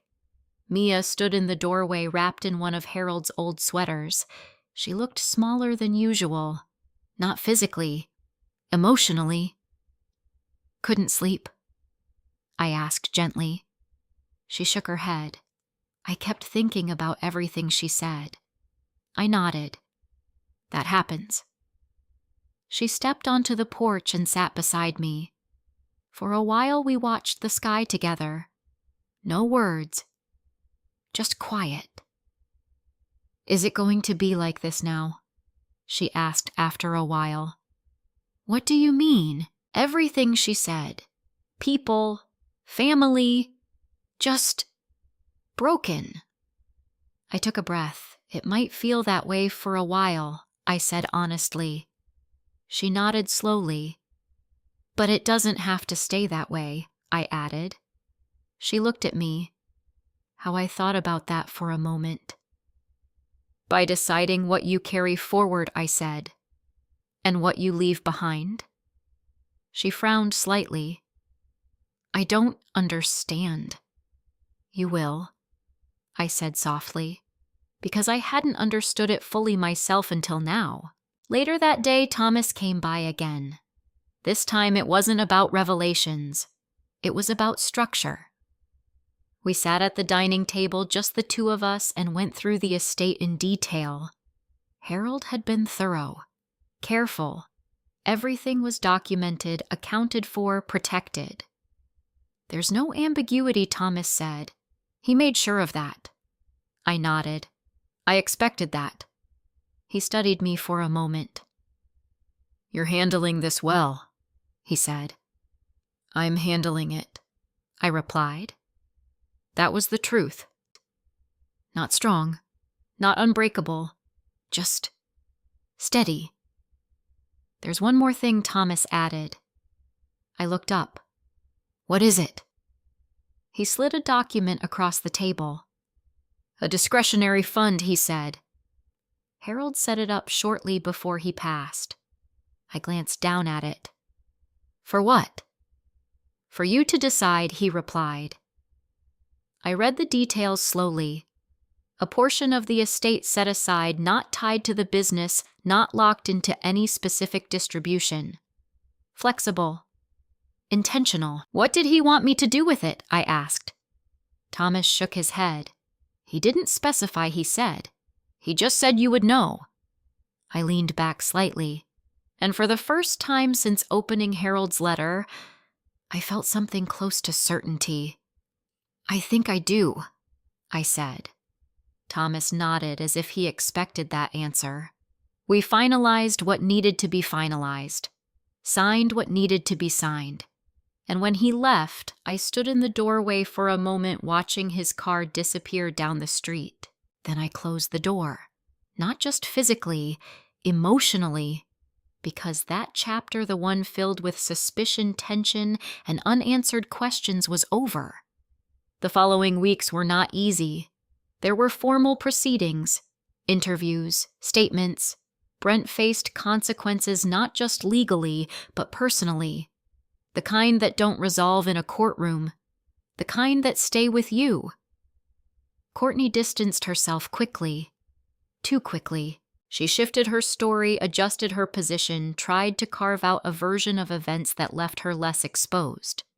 But truth has a way of holding shape, even when people try to reshape it. Some relatives reached out.